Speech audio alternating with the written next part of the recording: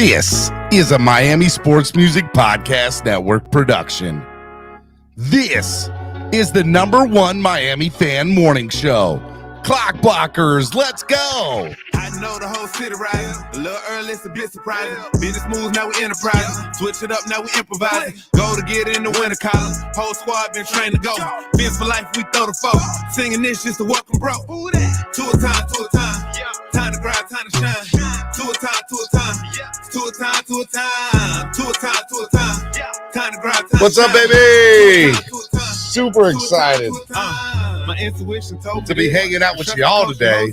What is up? What is going on, ladies and gentlemen? I want to say good morning to my Finlaws and the family with a PH. How's it going, everybody?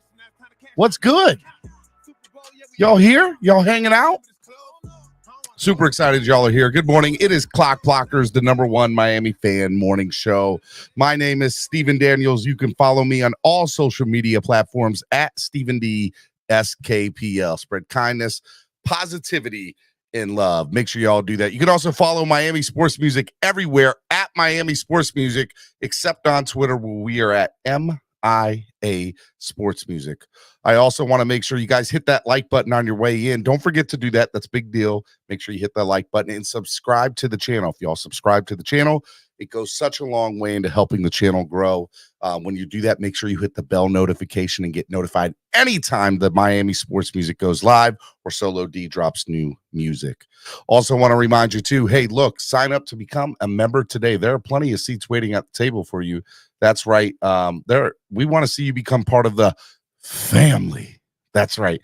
My Vin Diesel voice, family. Make sure you guys sign up today. There are plenty of seats. Would love to get 2 new members to the channel today. So make sure y'all do that. Okay. Make sure y'all do that. All right. Super excited. I want to say hello to everybody in the chat, man. I see y'all in there.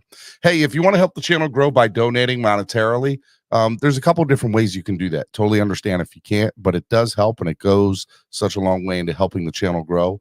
I want to give a big shout out to Kurt, who sent me a donation yesterday on Cash App, $10 donation. Thank you, man. It means the world to me, and I really appreciate it.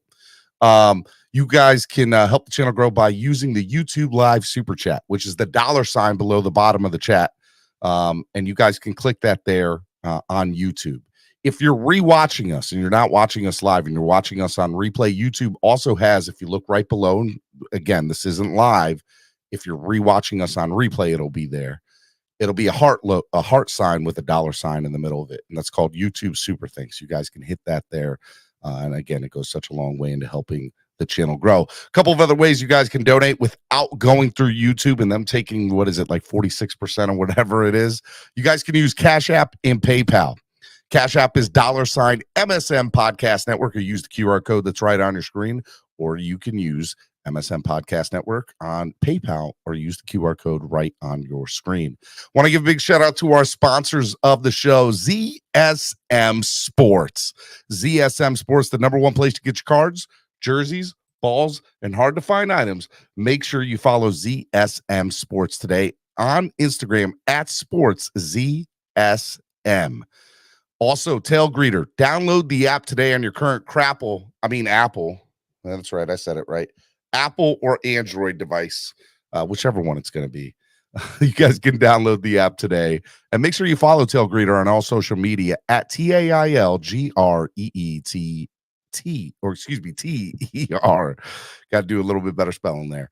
All right, we got a great show lined up for you today. We are going to have Brandon Kornblue, the founder of Kornblue Kicking. There's a big camp coming up here this weekend on Sunday that will have Jason Sanders, and Brandon Kornblue and Kornblue Kicking is going to be hosting it, and Jason will be there as a featured guest. So what we're going to do is we're going to talk about the Dolphins' history of kickers and long snappers and punters, and we're going to get into that this morning, and that'll happen in about 5 or 10 minutes. So I am super excited about that. That'll be a lot of fun. I'm going to have Nando Talk joining me here momentarily. Let me say hello to everybody in the chat. Trucker Sean, Scott Jackson, Shake Money, Adam Sadowski. Trucker Sean says, tired, been going dense since 10:15 last night. That's how I am. Corey Walker, I hear you. What's up? I want to say hello to everybody that is currently watching right now. I know a lot of people went live this morning, like 3 or 4. No, usually I'm the only one live, but a lot of people went live this morning. So that's all right. We're gonna have a party here, and we're gonna enjoy it. We're gonna have a good time because we got a great show that is lined up for you today. All right. Let me just say before we bring him on, man, I stayed up late last night. As you guys know, I'm a big sports fan, period. Watch everything. I watched the Kings Warriors game, NBA playoffs. I lie to you all not. That is the best playoff series. And I'm not exaggerating, in my opinion. That is the best, most exciting playoff series I have seen in basketball in easily the last 10 years. Easily, without a doubt. And there's been some good playoffs matchups over the last 10 years and some good finals. But Sacramento, who hasn't been to a playoff game in 16 years, shows up, this young, scrappy squad. Sabonis, Monk. I mean, there's so many people. I understand at the end of the day, this is going to be absolutely an amazing series. Right now, Sacramento won last night. They're up 2-0. And it is just one of the most exciting matchups that I have ever seen. And I hate that it's on the West Coast because the game started at 10, which means I didn't go to sleep. And when I turned off the phone, or when the game finally did end, because I ended up watching NBA TNT and Chuck and Ernie and Shaq and all them, and had to see all their stuff and their view of the game. I want to get more into it, and we probably will on Thursday with Cameron. We'll talk about the stomp heard around the world by Draymond Green. Very interesting, that whole ordeal. Guys, go to my Twitter feed. You'll see I posted a lot about it, so it was a lot of fun, and it was good. And when I turned the TV off to get ready to go to bed, I get this alert saying, "Oh yeah, Dallas Stars and Minnesota Wild NHL playoffs have started. They're tied up 2-2 in the second overtime period. No shootouts in overtime in hockey." So, man, it is that crazy time of year where NBA playoffs, NHL playoffs, Major League Baseball has started. You got training camp, or you got OTAs that have started in football, spring games for college football. It is that time of year. It is that time of year, and it's awesome. Everything about it is great. So I'm super excited about it. All right, let me bring on my co-host for the day, my brother, my man, Mr. Hot Take Tuesday himself, Nando Talk, ladies and gentlemen. What's up? What is up, Steven? How's it going, What's man? going on, man? How are you this morning? Feeling a little better, a little lighter, a little lighter, a little less heavy. We're good to go, man. Not afraid to tell the people about the morning business. I understand. Hey, man, look, first of all, welcome. Excited to see you. How you been? You been good? I'm doing good, bro. I've been doing good. I've been I fell asleep a little bit at my table yesterday, and I transitioned to the bed.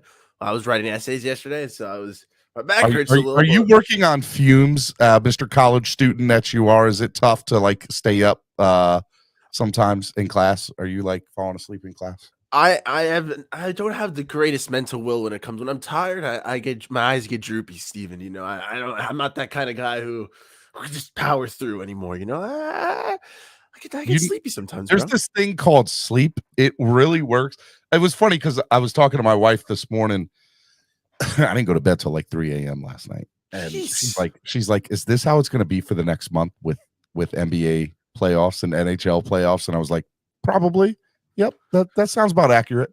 That's what I'm saying, man. I was watching a little hockey playoffs, and I was like, "Damn, I got to catch up on work." And by that time I was doing it, going back to my chair, I was not in the greatest work mode, bro. We're in that sweet spot. I was hearing you talking about it. I'm glad I did all the work for this show this weekend. I've had this interview excited with Brandon Kornblue coming up here soon. I've had it in the works for a few days now, and I'm super stoked about it. But I'm glad I got all that work done this weekend because it's definitely interesting. OTA started yesterday for the Miami Dolphins. What'd you think? Let's go. I love that we've progressed further on we don't care who's the first person in the building anymore, man. Remember We're that? just there to Remember that work, last bro. year? Oh, the sun is out. Why is he not walking in when the sun isn't out and it should be dark? I saw that tweet last year and I absolutely lost my ever loving mind, Nando. Just so you know. Yeah, man. Are It's we just really complaining about what time somebody walks through the building? Yeah, we the have over definitely evolved as a fan base. That means things are getting better, Nando. Aren't you excited about that? I am, man. I'm just excited to see the Miami Dolphins get to work. Like it's awesome that football season ended like 2 months ago and it's April. It's OTAs. The boys are already getting back in action. We've already seen them working on their own, but now working with the team again, getting in that mindset. They can hold each other accountable too. I know like we've made fun of players pudgy out of shape. Like they're gonna go into the locker room. That's what they'll be calling each other out. They go, yo, you put on a little bit of weight, you a little fatter. Put on a Hey couple of man, their extra pounds there, boss. hey man, we just finished practice. You look slow as heck. What's wrong? What's up, bro? You a little tight? You're not stretching, you're not working out, like little stuff like that. This is where they'll start holding each other accountable, which is why I love that there's team activities this early on in football. It's good to see, man. It's good to You see. know, I'm excited. I was watching some spring football games over the last. Always a fun time, man. I love spring football for college football, right? Hello to everyone, by the And way. I don't think I said that. say that again. I didn't think I said hello to everyone, by the way. I was just reading the chat. I love spring football, and I was thinking to myself, I'm like, why isn't there more of this in the NFL? I know why there's not, but Dangerous. it always seems to me that it's one of the most exciting times in college football. We got to see Archie Manning play a few snaps in Texas, right? And so that just that hype and everything for him, it was a lot of fun. I wish the NFL had more stuff like that. I wish they had, an aqua and orange game or an aqua and white game that they were allowed to play. Could you imagine an aqua It'd be or an fun orange for game fans, I inside the guess. Hard Rock for free? Oh, I get what you're saying, like an orange or game, like a spring Like version the of the spring Dolphins game. game. The Yeah, NFL, that'd be the sick. Dolphins Okay, no, have that'd their be own sick. version of the spring game. I'd be about that, man. A nice little tune-up. I would definitely put butts in seats for sure, man. That'd be a fun time. I'm sure they do it on their own, little scrimmages and whatnot, but to actually have that With the collective extra little bargaining agreement, you can only hit so many times and have so many contact practices and everything. All right, man, we got a great show lined up for you today. For those of you who don't know, Miami Dolphins have had an amazing history of kickers, long snappers, punters, and we're going to talk about that today. There's a really awesome camp that's going to be going down on Sunday, April 23rd. Featuring Jason Sanders, the Miami Dolphins kicker, and it'll be hosted by Kornblue Kicking and Kornblue Snapping. And we're going to have Brandon Kornblue on here in a second, and he's going to tell us a little bit more about this camp, but just we're going to get into kind of everything when it comes to long snappers, punters, and the history of Miami Dolphins kickers, because we've had some pretty awesome kickers in our day. There was a whole movie based on Miami Dolphins kicking. Let's be real about it, okay? The laces were out. Maybe they weren't. Maybe they were. Without further ado, let me bring on the guest of the morning, ladies and gentlemen, Coach Brandon Kornblue. Good morning. How you doing, Coach? Good morning, Coach. Good. Good morning. Can you hear me all right? We can hear you just fine, man. I got Nando talk on with me, myself, Stephen Daniels. Thank you for joining us on Clock Blockers this morning and taking time out of your day. I know you're a pretty busy guy. Absolutely. No, honored to be on. Well, look, let's kind of get started with our listeners knowing a little bit more about you and what you've done, and then obviously your creation of Kornblue Kicking. You yourself are a Division I kicker at University of Michigan, correct? There's a lot of correlation between Miami Dolphins and Michigan. Stephen Ross. A lot of the train moves back and forth between the two, I would say. Just tell me a little bit about your career in kicking and how you kind of evolved to start the camp. Well, I'm a South Florida native, born and raised in Boca Raton. Miami Dolphins season ticket holder since '87, when the time was Joe Robbie Stadium and the very first ever game, and kind of talking about the mesh between Michigan and Miami. The first ever touchdown pass in that stadium ever. Who threw that pass? I have no clue, but you're about to tell me, and I'm excited. I want to hear it. Jim Harbaugh. See, look at that. That's awesome. Michigan at its highest level down in South Florida. There you go. So he was playing for the Bears at the time. It was a preseason game. But yeah, I've been a Dolphins fan since I was a kid. And so a lot of history of following the Dolphins and obviously kickers specifically. At the time I was 6, 7 years old, wanted to be a kicker. Knew that. So really, I never planned on turning it into a business as I have now, but just followed my heart and passion. Played through high school, won the Lou Groza Award as the kicker of the year in the area of Palm Beach County. Went on to Michigan. Played for a national championship team in '97. You recognize some of my teammates. We had over 30 guys on that national championship team that played in the NFL. That's great. Charles Woodson won the Heisman, and Tom Brady as some guys you probably recognize. And so it was just some incredible years, great experience there, just unmatched. And then as soon as I graduated, loved my time there, but man, you can't beat the South Florida weather. So came right back down and started coaching and teaching at my alma mater at Boca High, and then went on to after a couple of years, I met my wife. I was playing arena football. I played 6 years of arena football. Moved over here to the Naples, Fort Myers area where I live now, and started our camps in 2007. And so we've been, going and growing ever since then. One of the things that I think is really cool about your story, obviously us being Miami sports music, is that you are a Miami native and that you've stayed in the community and that you've built it up.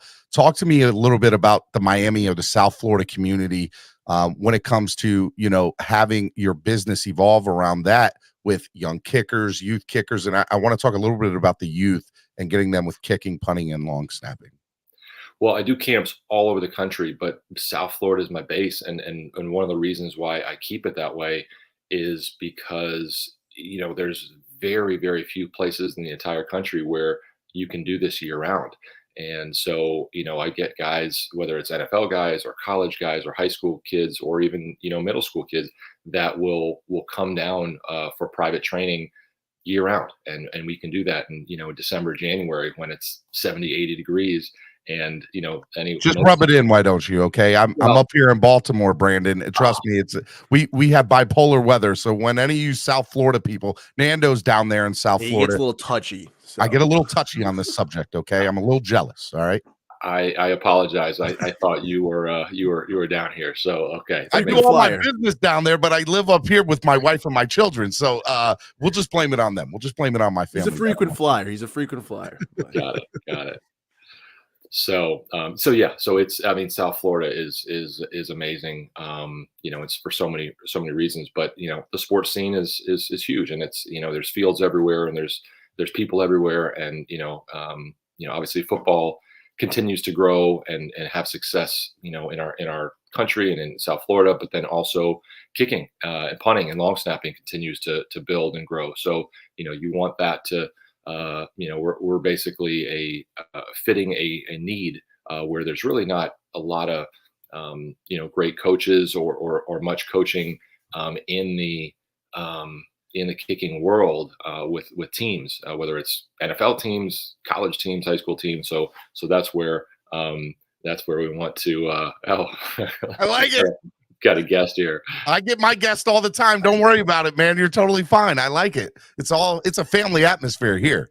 All right. Well, let me ask you something. So one of the most famous kickers in our world now happens to be a guy who played 10 years in the NFL for the Indianapolis Colts, Pat McAfee, former punter, former kicker at West Virginia.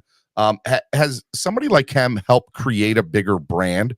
And no pun intended with his version for the brand. Is somebody like him and his status within football helped create an uprising in kickers and punters over the last 5 to 10 years, maybe?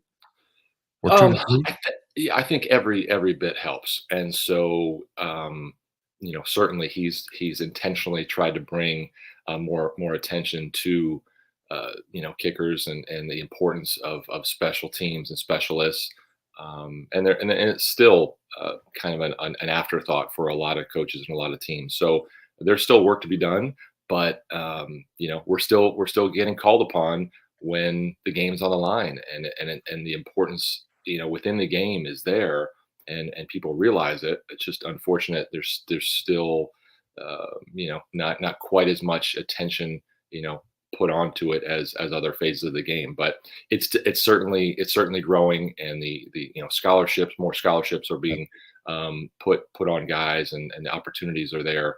So anything that leads to more attention and more recognition, bigger is spotlight for the community. It's a bigger spotlight for the community, which always helps. Sure. Last thing, let me just hit on this last subject as far as youth football is concerned. Obviously, concussions and CTE have been such a good thing, and the NFL has been trying to adopt ways which I think has hurt some of the kicking community, that kickoffs are a lot different now, and extra points are a lot different now, and just a lot of different things you're seeing changing within the game of football about kicking. How has that changed kind of your philosophy and how you go about teaching it? Because, there are some within the community that say, man, is kicking even going to be around in football in the next 10 or 15 years? I think it'll always be in the game. I'm not, naive, and I totally get that it's a part of the game, but it definitely has changed a lot in the last 5 years. Yeah, it's interesting how many rules continue to change, in the kicking game specifically. But like you said, it would be crazy to take kicking completely out.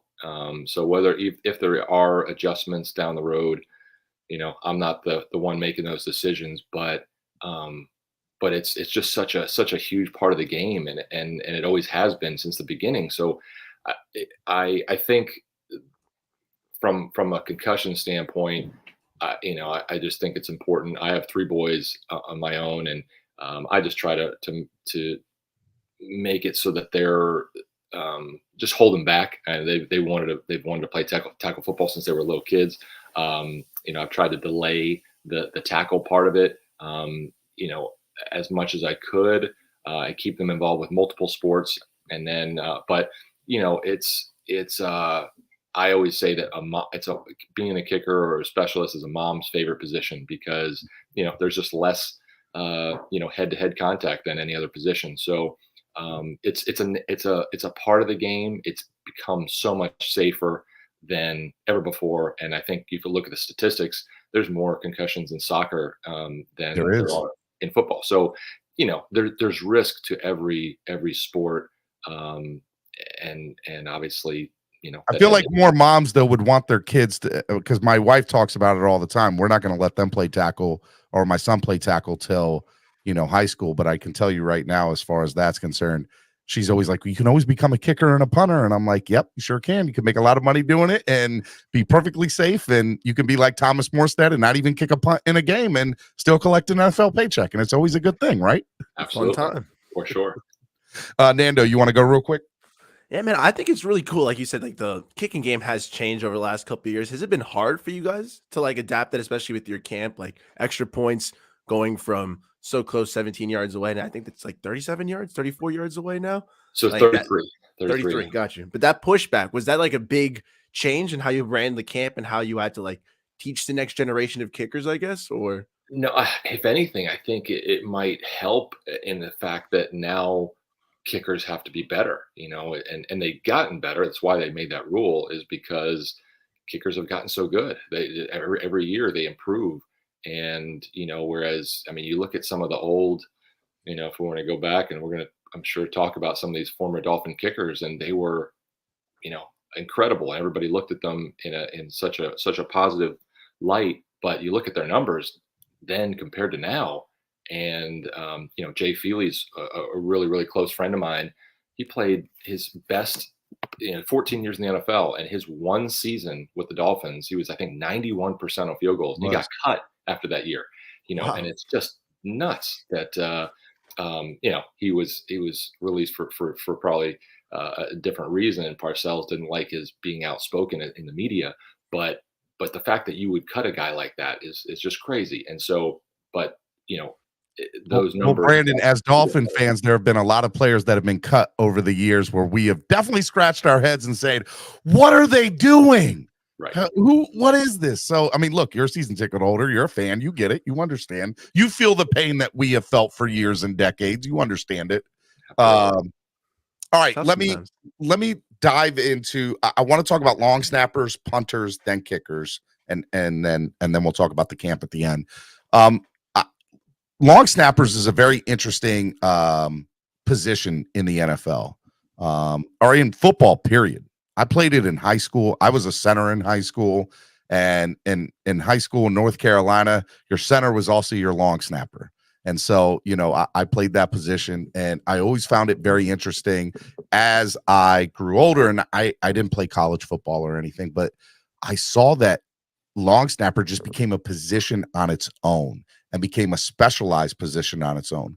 Talk about long snapper. And then obviously the Dolphins have had a couple of really good ones in John Denny, and obviously our current one now. And we've had some really good luck with some long snappers as Dolphins fans. Well, with long snapping, the best ones are the ones you don't know their name, and that's just the reality. It's kickers and punters.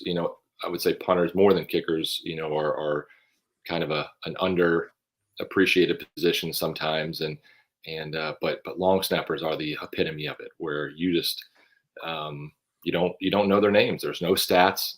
It's really hard to recognize them for All-American teams and those kind of things, because it's just that kind of thankless position, but it's so crucial. And so, yeah, when I was in high school and college, the long snappers were guys that played other positions, and then just that was what they did. But then there was a snapper when I was at Michigan a few years. When I was there, after a few years, we had a guy that was just a snapper, and so that was kind of the time when it started. People started paying more attention to it, and it became a specialized position again, or for the first time, and really guys would just do that. Lou Groza, the Lou Groza Award of the Kicker of the Year. Groza played other positions, and he was great at other positions. Mm-hmm. But over time, that obviously has changed, and now it's something where guys just devote their time 100% to. So, it's a position that typically it's a linebacker or a tight end type mold that coaches are looking for. You've got to have that skill and precision and a passion to do it, because it does take so much perfection and accuracy to be able to put it in that same place every time. But yeah, you want to be strong and mentally tough and all those things, and it's certainly something where there's a market for it. And I think it was a Sporting News a few years back labeled the long snapper as the best position in all of sports, and they ranked all these different things, referees and different things, and then the long snapper was number one overall. Long snapper is very interesting. Right, and one of the things that I find interesting, especially, and this is a good way to obviously incorporate your camp. I'm sure for years you've been obviously teaching kicking and everything, and then to probably get snapping involved. I see Kornblue snapping. That's a totally different regimen on its own ordeal. I watched some of your videos on YouTube, and I saw guys taking weights and hiking weights or sliding weights down on the turf. I thought that was really cool. And there was just some, unique training methods that you're doing with these long snappers that, honestly, I never heard of a kicking school or a snapping school until Pat McAfee talked about, I was a punter in college, and then I said, yeah, I can kick. And he had to go down and go to Ken over in North Carolina and train with him and learn that horror deal in a kicking school, like a self-taught kicking school. And now it's a totally different thing. Somebody like you that has had a really great history in kicking and football over the years, snapping had to evolve into that program. So kind of talk about how snapping evolved into that program and the training regiment, because it's very unique and very interesting. So I go to the National Coaches Convention every year, and I spend 3 or 4 days in person with almost every college coach in the country is there, And from a recruiting standpoint, just building those relationships with those coaches and trying to let these guys know that, hey, I've got a couple guys, these guys are available, and then trying to find out which schools are looking and all that kind of stuff. Well, I think it was the first or second year of that convention, I would talk, hey coach, do you need, kicker, punter? And I kept getting the response to that was, well, I don't think so, but we need a snapper. And so that's really just what I kept hearing that, but repeatedly. And I just realized, what, that I've got to get into that world, because I was a kicker and a punter. I was not a snapper, but the three mesh together. When you look at, you watch an NFL team and you see, the different position groups, it's the kicker, punter, and snapper together. Those three guys are best of friends, and they need to be, because they spend all their time together and they have to be working as one unit. And it's, without the timing, you can't operate at full efficiency. That's one of the reasons why the Baltimore Ravens are so good, and Justin Tucker, such a talented kicker, but he would not be what he is if the team didn't emphasize, and John Harbaugh is such a special teams focused guy, and he puts time and effort and resources and finances into making sure that unit is finding that flow and finding that, the tempo, and they try to keep everything consistent. And so it's something that I realized, man, coaches want it and need it. So I'm going to try to help. So I don't personally coach the snappers. I have coaches that I know and trust, in different parts of the country that do that. And, and then we help train them, and we try to rank them and place them, in appropriate schools. That's awesome, man. Go ahead, Nando. How does that work when you're going to a new camp? And like you said, it's a lot of chemistry, timing, and you're bringing in these new kickers, these new snappers that haven't worked maybe together in the past. Is there ever like a little bit of a learning curve, maybe the first, maybe couple reps, or?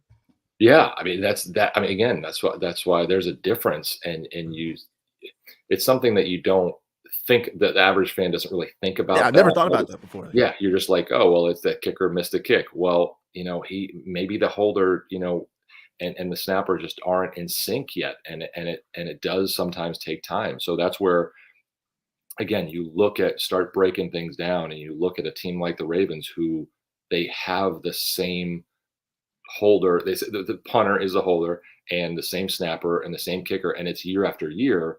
And you look at their numbers and that consistency and that rhythm, and just they're all comfortable with each other, and they just have that same timing. It's just like a receiver and a quarterback, right? I mean, it's for Tom Brady to know where his receivers are going to be, it just takes time and effort and practice. And that's why these guys, they can throw the ball well, they can catch the ball well, but are they on the same page with the timing? And that's, those split second of timing.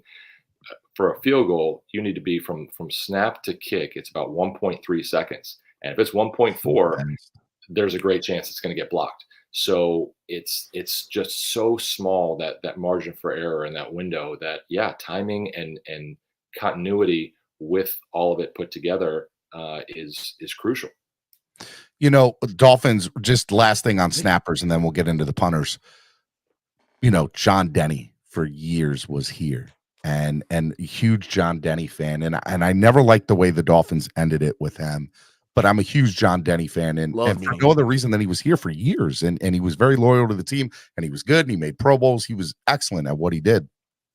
And now we have Blake Ferguson, who I love too, and has a great podcast with his brother, who plays for that horrible team up north. But nonetheless, Blake is another great long snapper. As a Dolphins fan, and you having a unique perspective on that position, what were your thoughts always on John Denny, and obviously now with Blake Ferguson? Yeah, I think for the average fan, what made both those guys so good is you don't know their names for the average fan, right? And it's really the life of a long snapper. So, you get to, the diehard Dolphins fans know his name because he's been here so long, or he's been in Miami so long. But it's not it's not because of anything that he was doing, stat wise on the field. It's the fact that he did his job every day, every game. And if it was a mistake, it was a very minor mistake. And you didn't have the ball, rolling on the ground or over the punter's head. Anything that was, going to be making the news, because when you're a long snapper, if you're on Sports Center, it's probably not a good thing. Nope. So, Not top 10 plays. No, exactly. You don't want to be that if you're a snapper. So that's kind of where those snappers live, and it's not easy. It's not, everybody can't do it. It's not something that I don't think the Antonio Browns of the world would do very well as a long snapper, because they're not getting much attention, and so, but they're getting paid. So They are. How hard is it to manage that? I was going to ask that more for kickers. My buddy was a high school kicker, and I remember when he would make extra points, he'd miss a kick, people would get mad, or they wouldn't care if he made little extra points. But when he made a kick to send us from state semis to state finals, everyone was talking about Orrin. Then everybody was loving it. But then how do you manage that as a special teamer, as a long snapper, as a kicker, going from they don't know my name, they don't care, to if I mess up, then everybody's talking about me. How does that mental aspect also? That's what, the longer that you do it, you're going to experience failure. And so, but how you bounce back from that failure is really the key of whether you're going to continue to play and get opportunities or not. Because, the guys in the NFL, if you get to talk to them and meet them and you see what they're like, those guys are laser focused. They're disciplined. They don't let things rattle them. And that's, the higher, the longer the better you are at that, the longer you're going to play, and the better chance that you're going to get more opportunities. If you unravel and you can't handle that pressure, it's your career is probably going to be cut short, sooner rather than later, just because, coaches see it, you can't perform, and it usually happens, you see it in practice before they even get to the game, that a guy's unraveling. But you have to be able to bounce back. And think about baseball players, they go 300 as a batting average. They fail 7 times out of 10, but and still make the Hall of Fame. Yeah. Still make the Hall of Fame. That's good. Right. That's good. Right. So it's those things in sports that the constant battling back, the Michael Jordans of missing those game-winning shots, but he keeps taking the shots and just having that mindset that obviously not everybody has that. And so it does take a special individual to reach those highest levels at the craft, because it's not just the physical talent, it's also the mental and how you handle pressure, how you handle failures and responding and keeping on getting up. Miami Sports Music's #1 Miami fan morning show, Clock Blockers, right here on the Miami Sports Music Podcast Network. It is Hot Take Tuesday. Nando Talk, myself, Stephen Daniels. We got special guest from Kornblue Kicking, Coach Brandon Kornblue. Let's kind of segue into the punters, and we'll go from long snapping to punters by saying that there was a time where backup quarterbacks were the guys that were holding the snap from the long punter for kicks. And eventually somebody somewhere said, why don't we have the punter taking the snap and holding the talk to me about the evolution from the backup quarterback to the punter taking the snap on field goal kicks. And obviously, there was a whole movie made out of it for the Miami Dolphins with Laces Out. So, we have a unique history as Dolphin fans with this. Absolutely. Yeah. I mean, that's one of the most quoted things that the kickers use in from movies. But my history, I get a lot of questions about my holder in college, Tom Brady. And so it's just a guy, some random guy, maybe you've heard of him, maybe it's he's done pretty well for himself. Yeah, but I mean, he was just an incredible leader and quarterback in college. And he's the same guy that that you see now. All the respect that he gets from every team that he's been a part of and every teammate, and the other opposing teams and players. I mean, it's just that's who he was when I met him and knew him in 5 years at Michigan. But he was a quarterback, and so and he was a good holder. But he did an incredible job for me. I had one field goal at Michigan, and he put it down for me. And I'm forever grateful to him for that because I lived a dream of mine in playing at Michigan. And he was a huge piece of that. But he wasn't with the kickers and punters during practice. He was working on his craft at throwing the ball, and so. So I don't know at what point that I don't remember exactly where that transitioned, but certainly in that time frame, it's coaches have realized that the punter is with the kickers, all the time, and it just makes sense that those guys they have to have a certain level of having good hands. They have to catch the ball from that snapper. Every time, if you drop it, again, just like a snapper getting attention. If a punter drops the ball, he's getting attention in a negative way. So he's got to have good hands and be able to release and drop it, as well as be able to hit it with his foot and his leg. So the importance of it is crucial, and just the amount of time that you spend when you have that unit of the long snapper, the punter / holder, and the kicker is typically what you see. And, I think even 5-6 years ago, there used to be kickoff specialists in the NFL. You have, four guys sometimes for some teams. Now, I don't think this year there was any team that had 4. It was everybody is now at either the punter kicks off or the kicker does, but you don't have 4. It's now streamlined into 3. So Yep. it's just that's what Anything to make an extra roster spot or a roster position or save money. Exactly. But again, that's part of the game that has evolved, right? Look, let's kind of talk about punting from a standpoint of, how it's worked in the history of the game. Punting is a very unique position, and I wonder, are there kids in high school that are maybe kickers that transition of punters when they get to college? How does that kind of work out as far as what do you look for when you're looking at somebody that's going to be able to punt? Is it just they pick up a ball one day and they kick it and you're like, okay, there's something there? Or do you see something in them and maybe another position where you're like, hey, why don't you try to punt this real quick? Let's see what you can do. Yeah, there's part of that. But what I try to encourage at all our camps and training sessions is that guys who kick, that they learn how to punt. If they're naturally, most kickers come from a soccer background and they have that experience of swinging through the ball. However, kicking a soccer ball is much different than kicking a football, and then punting a football is much different than kicking a football. And so it really comes down to the passion and for a guy if he has a liking or a certain skill set that maybe there's something here, and then they're willing to work at it and get the right training, then the sky's the limit, because there's just not as many guys wanting to be a punter as there are wanting to be a quarterback or a receiver.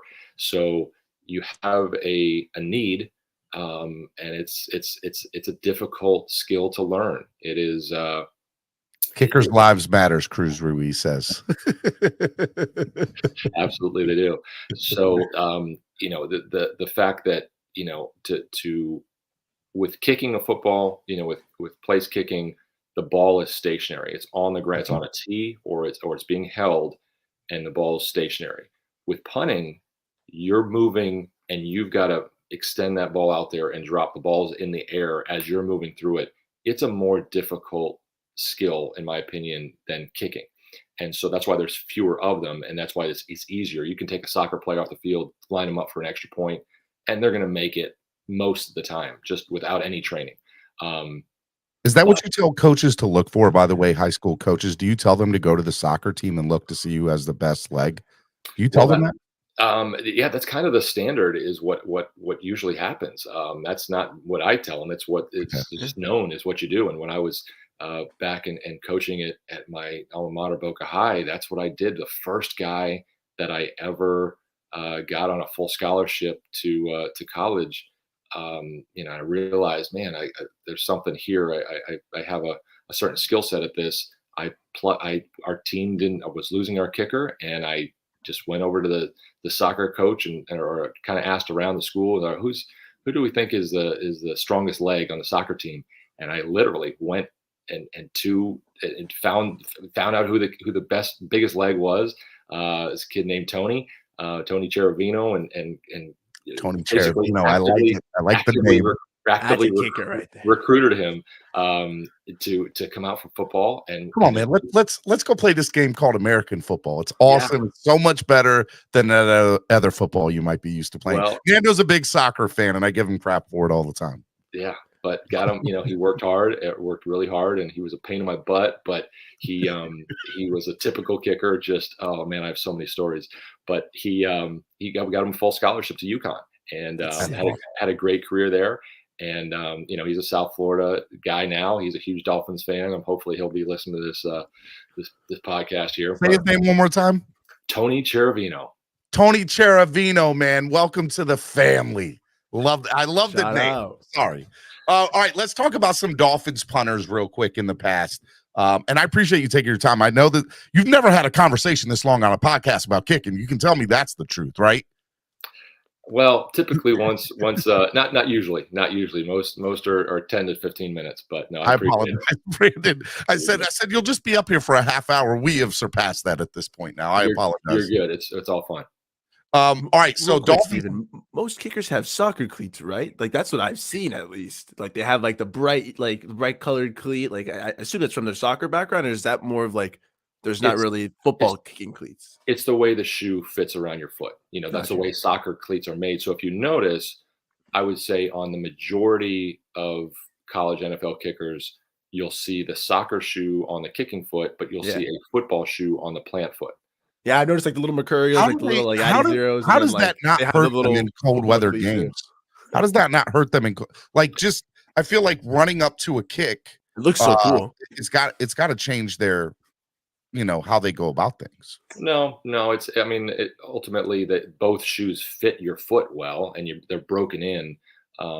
It's just the one shoe has maybe a softer leather and forms around your foot to hit the ball cleaner, and the other shoe has more ankle stability for your planting, and at a different bottom, different cleats that stick in the ground a little better. Whereas on your kicking shoe, you don't want any cleats. You don't want anything getting in the way as your foot scoops the ground as a field goal kicker. So it's just those little tiny things. But ultimately, overall, at the high school level, most of those guys, they can't afford to buy two different pairs of shoes, so they're just using soccer shoes on both feet. But as you get older, and college and pro teams obviously can afford to get you as many shoes as you want, then that's where guys specialize and say, all right, this feels more comfortable. And to add to that, most kickers will have a size or two smaller on their kicking foot to conform to their foot. Okay. So you don't, it's painful. It helps your kicking, but it's painful to keep that shoe on there. So you don't need to have that same pain on both feet. You just have it on the one. There should definitely be a service that sells just like one pair of soccer shoes for kickers. Can I get a right-handed kicking soccer shoe, please? Especially if it's too small, like two sizes too small. Like that means I can't even play soccer with that afterwards. It's like I've got to get wasted a whole pair of shoes. And Nando feels it looks so cool, man. I always remember my buddy wearing his little Cristiano Ronaldo, just going out there drilling kicks, man. I think it looks sick. So I didn't know that was specifically because of the way it's shaped too. Oh man, that's awesome. Thank you. Just a quick question. George Blanda is the one with the half of the foot, right? And had the boot on. That was Tom Dempsey. Okay. There's always been in the kicking community a conspiracy theory that helped him. Yes or no? Did it? There's always been a debate within the kicking community. Matt Prater and Justin Tucker have kind of put that conversation to bed because his record is now broken. So, here or there, it was legendary kick. It's an amazing 63 yarder. Whether it did or didn't bother me too much. Certain things, bother me, but that's not one of them. And especially now that those guys have shattered that record. Those records. 66. Tucker was just crazy. Just Indoors. We'll get into the kickers in a minute. Let's just end on the punters, the Dolphins and the punters over the years. Brandon Fields, Reggie Roby, Matt Hatt, Matt Turk, a lot of Matts, man. Matt Darr, Matt Pilardi, Thomas Morstead, who I was hoping was going to stay another year. That didn't happen. Name some punters for you that you can remember, or that any of those names reach out to you with punters for the Dolphins over the years. Well, I grew up with Reggie Roby, and he's just a legend. I mean, those tree trunk legs, and he was a beast. And they don't get much better than him. How many years was he with the Dolphins? Do you remember? Reggie Roby was with them from 1983 to 1992, 9 years with the Miami Dolphins. He played in 145 games, and he averaged 43.3 yards per punt. And so he definitely hit some. Heck of a leg. Yeah, to me, when you think about Dolphins punters, I mean, he's the one that I grew up with, and if you're old enough to be watching games at that time and following, I mean, it's tough to beat what he's done. But yeah, like you said, there's been several great punters through the years in Dolphins history, and being in South Florida makes it a little bit easier to control weather. It's not quite as bad as some of the up north experiences, but yeah, no, there's been just like there's been great snappers and great kickers, there's been some great punters in Dolphin history for sure. Let me ask you one last question about punters. So the Dolphins obviously had Thomas Morstead last year. Everybody was very happy with him. We have a new punter coming from the New England Patriots, who is a former Pro Bowler. He's obviously had some success. As Dolphin fans that are watching right now, what do we want to look for in a punter? What makes a punter a good NFL punter? Well, it's consistency. So almost all those guys who are in the NFL have the leg power to hit the 5-0 hang time and 60-yard bombs. But you got to control it. You got to, it's some of those guys who hit the long drivers, but leave their coverage teams high and dry with a big, head start to run and see the lanes.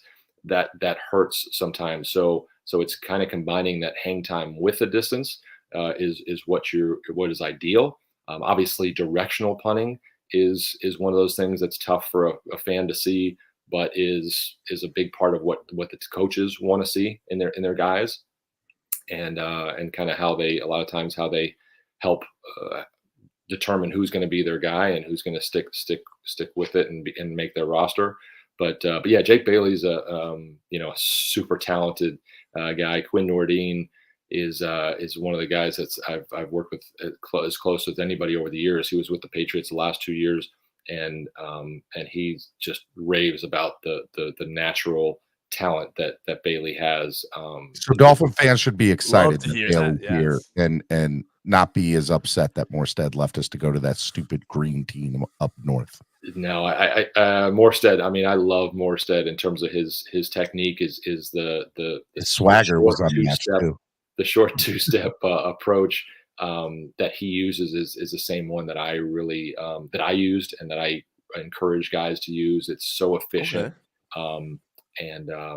But I think Bailey, has as much talent as anybody. So and it's going to be interesting is because he's been expected to do kickoffs for the Patriots because Nick Folk is older and doesn't have the kickoff leg. So he's been expected to punt and do kickoffs. With Jason Sanders, I don't know that he's going to have to kick off because Sanders is as good as anybody with kickoff. So one less thing he has to do. It might take something off his plate, allow him to focus strictly on his punting, and it could get him back to the status that he's capable of. All right, let's get into, obviously the most famous reason for yourself and how it all started, and that's kickers. Field goal kickers, man. Let's get into that. The idea of field goal kicking throughout the years has been very interesting. One of the most unique, fun things that I've ever seen on a football field is Doug Flutie doing, what is it called? The drop kick to kick a field goal. He's the last person in the NFL to ever do that. Why don't you talk to me about, the evolution of the field goal kick and kind of your unique perspective on it, playing in Division I football, playing in national championships and kicking, and just the kind of the pressure of it. Well, it's like we mentioned earlier, it is a huge part of the game.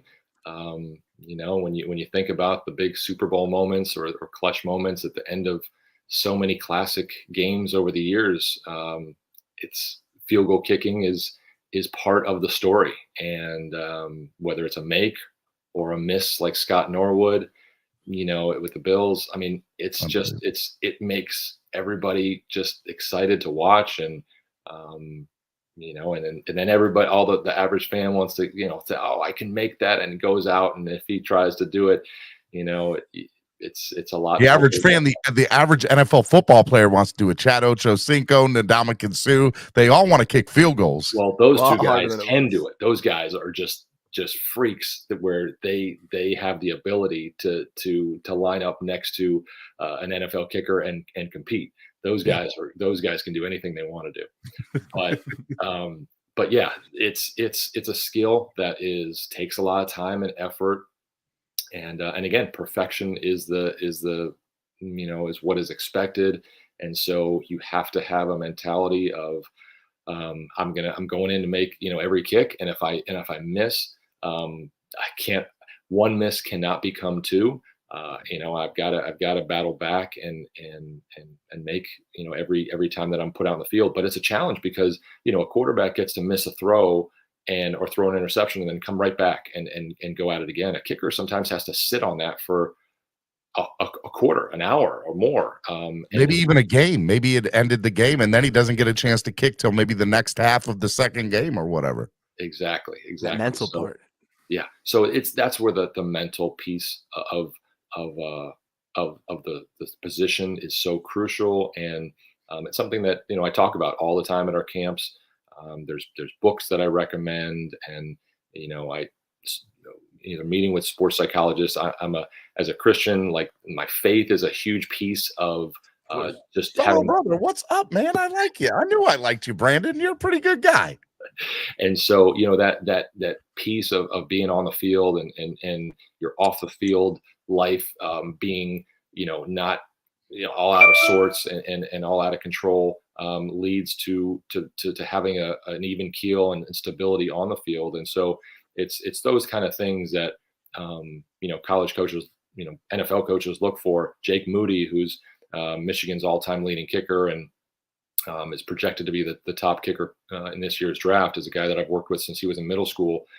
He came down to Naples this offseason for his pre-draft training, and one of the things that makes him so good is he is just like this all the time. He is just, there's no up and down. You just wonder sometimes if he has a pulse, but it makes him such a great kicker. It's kind of that he's the mold of, he doesn't get too high and doesn't get too low.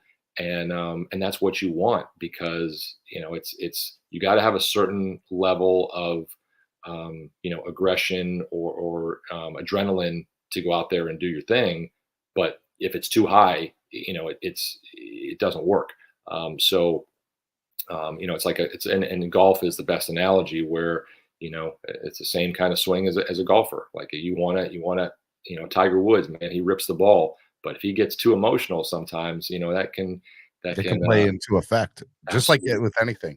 I live up here in Baltimore and have had the pleasure of going to as a special guest to a Baltimore Ravens training camp about 3 years ago.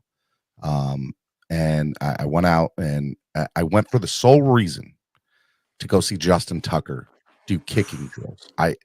And let me tell you, I've watched football my entire life.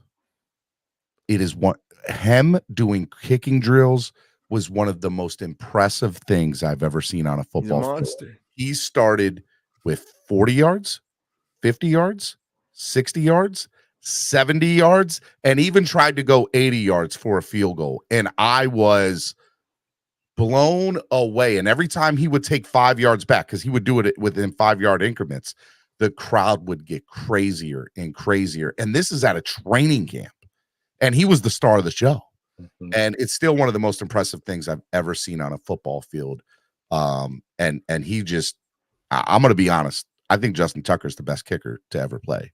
And I don't know if you agree or disagree, I agree. but tell me your thoughts about, just kind of that and Justin Tucker, because he's unreal and unmatched. Yeah, to me, in terms of the Hall of Fame of kickers, you got Justin Tucker and you've got Adam Vinatieri. Vinatieri obviously had all those clutch kicks that just are Super Bowls. tough. He's got big name kicks, right? And by the way, Pat McAfee would probably kill me if I said Justin Tucker or to Adam Vinatieri, but to me, Justin Tucker, the kicks he's made. Granted, they're not as many big time kicks in Super Bowls. I agree with that, but that's because of the team. That's not due to him. And so, he is just unbelievable. The career he's had. I met him when he was at University of Texas, and he had the talent, but man, he has turned it up several notches. And to me, he's those two are the top two. That deserve to be on the Mount Rushmore of kickers, but it takes work, and that that kind of mentality that he has, where he's good at so many things. I mean, he's an opera singer, and he's got different things that he's unreal, excelled unreal. But he as a kicker, great chicken commercials up here too. Just so you know, he does great chicken commercials. I haven't seen those. Should look them up in terms on of the internet. They're really good. In terms of pushing the brand, we talked about McAfee earlier. Would you say a guy like Justin Tucker, who, like, my buddy's a Ravens season ticket holder, he has a Justin Tucker jersey. Like, he has a Lamar Jackson jersey and a Justin Tucker jersey. And he goes on and off. Like, a guy like that, does that really go further to push the brand? Say, like, I want to be like Justin Tucker. Like, I want my jersey being worn as a kicker? Absolutely. I mean, personally, growing up, I had a Pete Stoyanovich jersey. But I had to, and that's what I wore to games, but I had to make How that. Did you get that? So I had to make custom, it. You buy the jersey and you have the nameplate, put on, the custom. But they weren't selling the Stoyanovich jerseys on the racks. They sell Justin Tucker jerseys. They sell those racks, and they go like hotcakes. Let me tell you. So that's where Tucker has taken.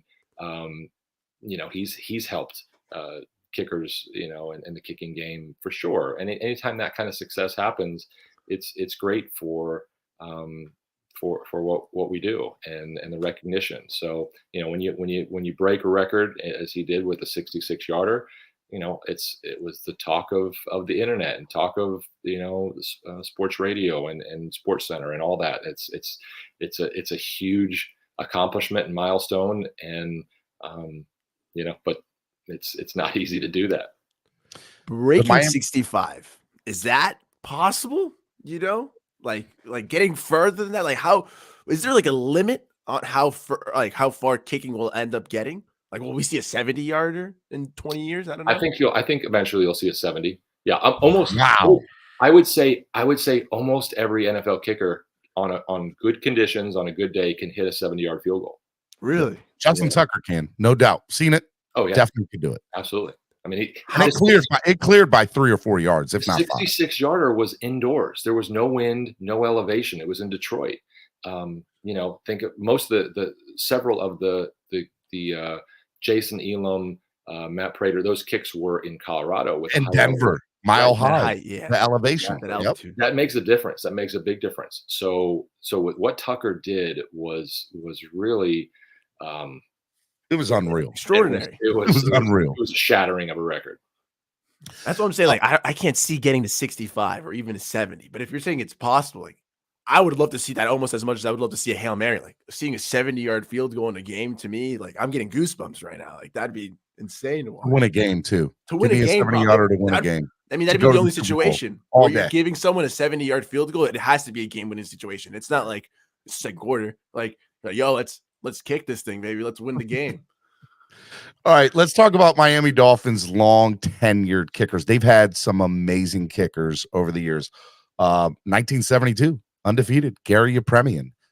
He couldn't throw a ball for anything, and it's because of him we couldn't have the 17-0 and 17-0 Super Bowl. Okay, I blame it all on European, but it started out with him. He was the leading kicker for our franchise up until Pete came into the NFL, and obviously, he took over and became the leading kicker. And then there's this guy named Lindo Mare, who he is my favorite and will forever be my favorite Dolphins kicker.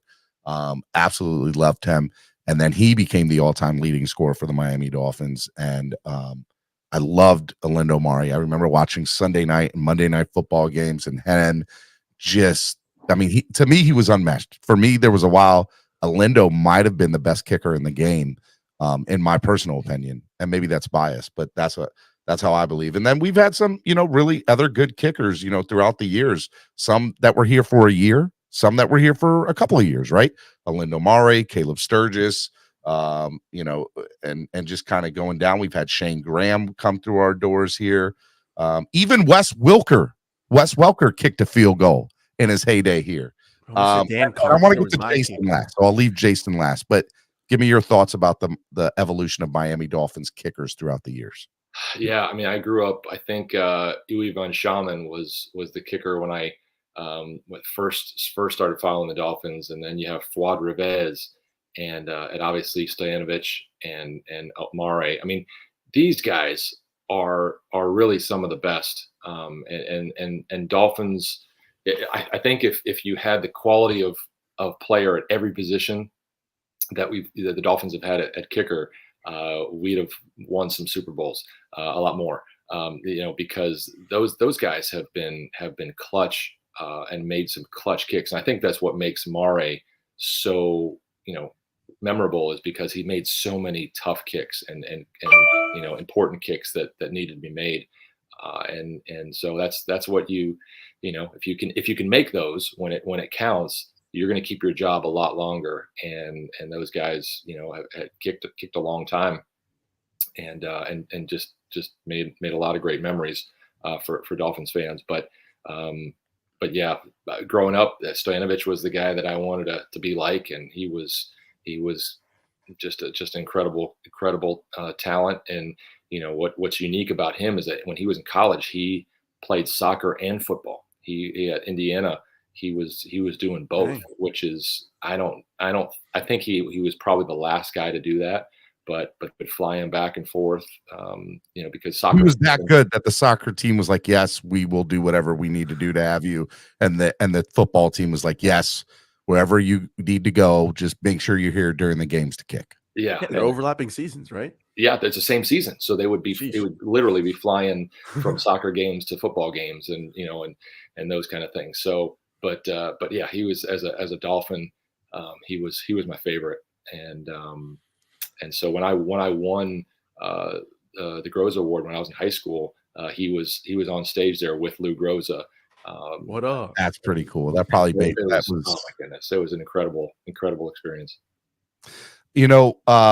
One thing that I kind of want to talk about before we get into Jason Sanders is the respect that kickers get in the NFL, from a GM and pay standpoint to they sometimes get very easily replaced because of the Jay Feely situation.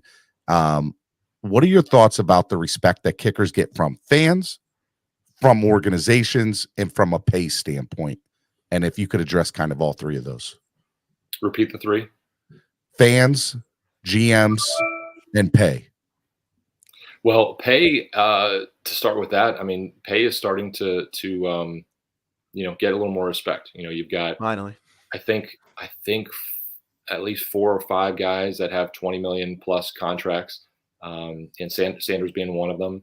You've got the punters and long snappers aren't quite at the same respect level, but they're getting there. John Denny got cut because he was asking allegedly for too much. There was nothing wrong with his game. He was still doing it at a high level, if not one of the best. Right. Yeah. So, the respect factor is, I mean, that when the pay starts going up like that, that's where you see the respect. But obviously we're not getting the $250 million contracts that these quarterbacks are getting. Nor will you ever, probably. Unfortunately, but we're working towards that. Maybe we get those 70, 80-yard field goals. Maybe we'll Hey, man. That might happen. Well, what about a GM perspective, right?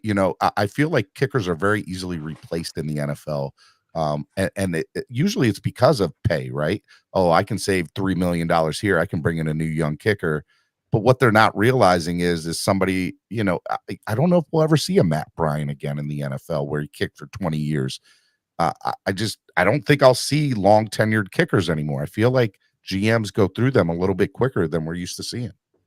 Well, certainly there is a quick trigger on when guys fail. But when you look at somebody like Daniel Carlson, he was drafted, I think, in the 4th or 5th round by the Vikings a few years ago. Mm-hmm. And he struggled in his very first game, missed, I think, 3 field goals, and they cut him. Well, if you look at his numbers now and what he's done with the Raiders, he's been incredible. And that lack of patience, after they put a significant draft pick on him and give him one game, to me it shows what the current status and state of coaches and GMs is. They don't understand kicking. They don't understand really what to look for, which is why our camps exist, is because when colleges are looking to recruit, they don't have somebody on their staff most of the time that really understands the position. And so they look for help in that process. And the rivals and the 247 Sports and all that, they don't rank kickers. All their analysts, they feel comfortable with every other position, but when it comes to specialists, they kind of leave it to guys like me to help them, because they don't know what to look for. So it's across the board at all levels, and that's just the way it is right now. So if you can have a broader view or somebody on your staff who really understands what to look for, and you invest in that, then I think you're going to see more patience. You're going to have a better selection process, a more thorough selection process, and then a little more patience with a guy instead of just cutting him right away. But you see guys do last a long time, more so than any other position. So it's, if you find the right guy and you see he's doing it year after year, you realize there's a much, I have to pay a little bit more, but there's much less risk that he's going to let us down when we need him. Great segue into Jason Sanders, right? Jason Sanders had a really lights out year a couple of years ago, struggled last year a little bit. If you ask some of the fan base, they say, bring in somebody else, let's have competition. There's some of the fan base that says, no, he's entitled to have, some missed kicks. He's still a great kicker. He's still a lights out kicker. And to your point, Chris Greer has been very patient with him and say, no, this guy's one of the best in the league. Just give me your thoughts on Jason Sanders, where you see him currently within, the Miami Dolphins, as well as compared to the rest of the league. What are your thoughts on Jason Sanders? He's an incredible kicker. He's one of those guys. When I talk about that mindset that Jake Moody has, he's got that kind of mindset where he's just really, just kind of quiet, personality, and but his family, he's got a military background with his family, and that's the mindset. Like I could see him, being a sniper, in a war. Like, I mean, he just has that mentality. Like, he's just going to lock in and nothing's going to phase him and bother him. Laser focused. Yeah. Just that focus and that mentality and the confidence. It's just a very quiet confidence that he's the best, but not obnoxious. Like, you're not going to meet him and people when he comes over here to train with me, the guy at the field, the security guard, doesn't know who he is, and it's just he's humble, but just he's in my opinion one of the best, and so he's paid like one of the best because I think he is. And so every kicker has a little bit of ups and downs, but we talked about it already, the importance of the operation. And so when you look at the influx or the change in snapper and holder, that makes a difference. And you may not think that it's that, but when it's not like when he's missed by a lot, right? I mean, it's just just inches here and there. And so, but again, when you don't have the same holder, the same snapper, and that's not necessarily a priority for a GM. I mean, hopefully it is, but sometimes it's not. Then that can affect the results of a kicker. And so that's where I always use that analogy of the Ravens is Tucker is an incredible kicker, but he has the support and he has that continuity and that confidence built up because everything else is all working together. And he's got he had Sam Cock for years, holding for him, and that was we're on our very third hold thing. in 3 years, right? Like, because we don't have Morstead now, so we're switching again. Correct, right, and so that I think has to play into the equation of, like, that's not fair to him to expect the same.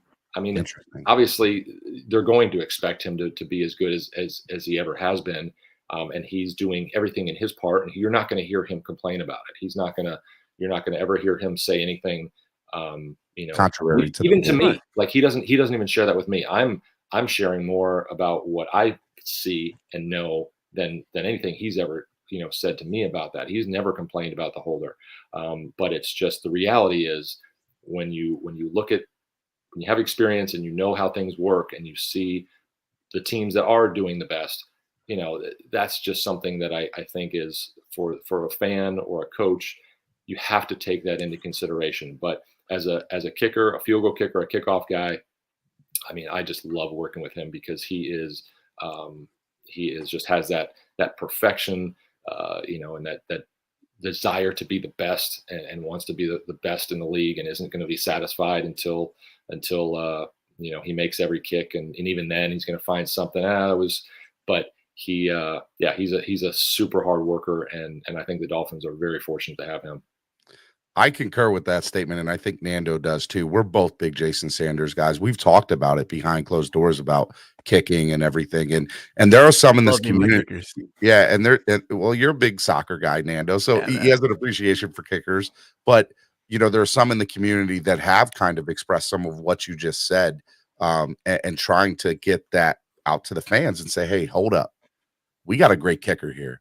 What we need to take into account is some of these other moving factors with it. And that's kind of where this comes into play. And so you're right. I think at the end of the day, it comes down to results and what you are going to be able to accomplish. And we're in a Super Bowl window right now. You're a Dolphins fan. Do you think that this team is Super Bowl capable? Are you excited for this team? Well, I'm excited about the kicker. I'm a huge Jason Sanders fan. So when you look at what happened last year at the end of the year, I mean, even though it wasn't his best season, he came through. He did. At the end, came alive. Yes, he did. It was honestly, man, that was awesome. Being at the stadium, like the last week, seeing him carried up, stepping up against the Jets, start hitting kicks. Like, me and the buddies were just grabbing each other, just like, let's go. He's back. He's here, man. And that's what you want to see. Like, at the end of the day, like, it is tough for kickers, like that mentality, but I still trust in Jason Sanders. Like, there's still that faith. You see that he's a hard worker. Like, as a Dolphins fan, I think that's all you want to hear. A guy who's dedicated to his craft, laser focused, and is willing to commit to getting back to that form because he thinks he's the best. That's what I want. Like, let's do it, Brandon. I'm excited, man. I think what the Dolphins are doing right now is a lot of positive things, and it's certainly an exciting time to be a Dolphins fan. Yes, it is. But yeah, to answer your question, in terms of the excitement for me, I thought the question was going to be, is at the kicking position, are they ready to make a playoff run? In my opinion, I mean, Sanders is one of those guys that I would put all my money down for a kick that need to be made. Like, he just has that mentality. Like, I don't care what the situation is. I like it. Give me the shot. And so that's the kind of guy. I had to play the air horn for that one. That had to go on the air horn. He had to put on field goal, baby. 70-yard field goal for Jason Sanders incoming. I like it, man. All right. Number one, you are absolutely amazing and a GOAT for hanging out with us as long as you did. I apologize. I want to be respectful of your time, and you hung out with us for over an hour today. You were absolutely amazing. Thank you so much for coming on. You were great, man. We loved it. We had such a good time. There's before we go, I want you to talk about the free camp that is coming up on Sunday and anything else that Kornblue Kicking might be a part of, or how to get in contact with you. Yeah, just our website, kornbluekicking.com is where you go for information. Or I'm very active on Twitter and Instagram, so you can get the latest updates there. Just at Kornblue Kicking for both Twitter and Instagram. But in terms of the camp, yeah, it's for middle school, high school guys that have never been to our camps before, never been introduced to our approach and how we do things, and just want to meet me and some of our coaches. Obviously, meeting Jason Sanders is a nice little bonus. But that it is. But yeah, it's a free opportunity to kind of get introduced to us and get some tips.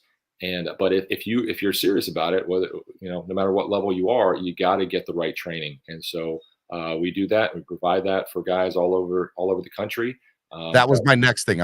We have people that watch from all over the country. If they have children in middle school or in high school, or maybe even smaller than that, or younger than that, what is the best? Like, could they get in contact with you, and you might know somebody in that area that they can get in contact with? Absolutely, yeah. So I like I said, I travel around the country. I was in Atlanta on Sunday, had a camp there.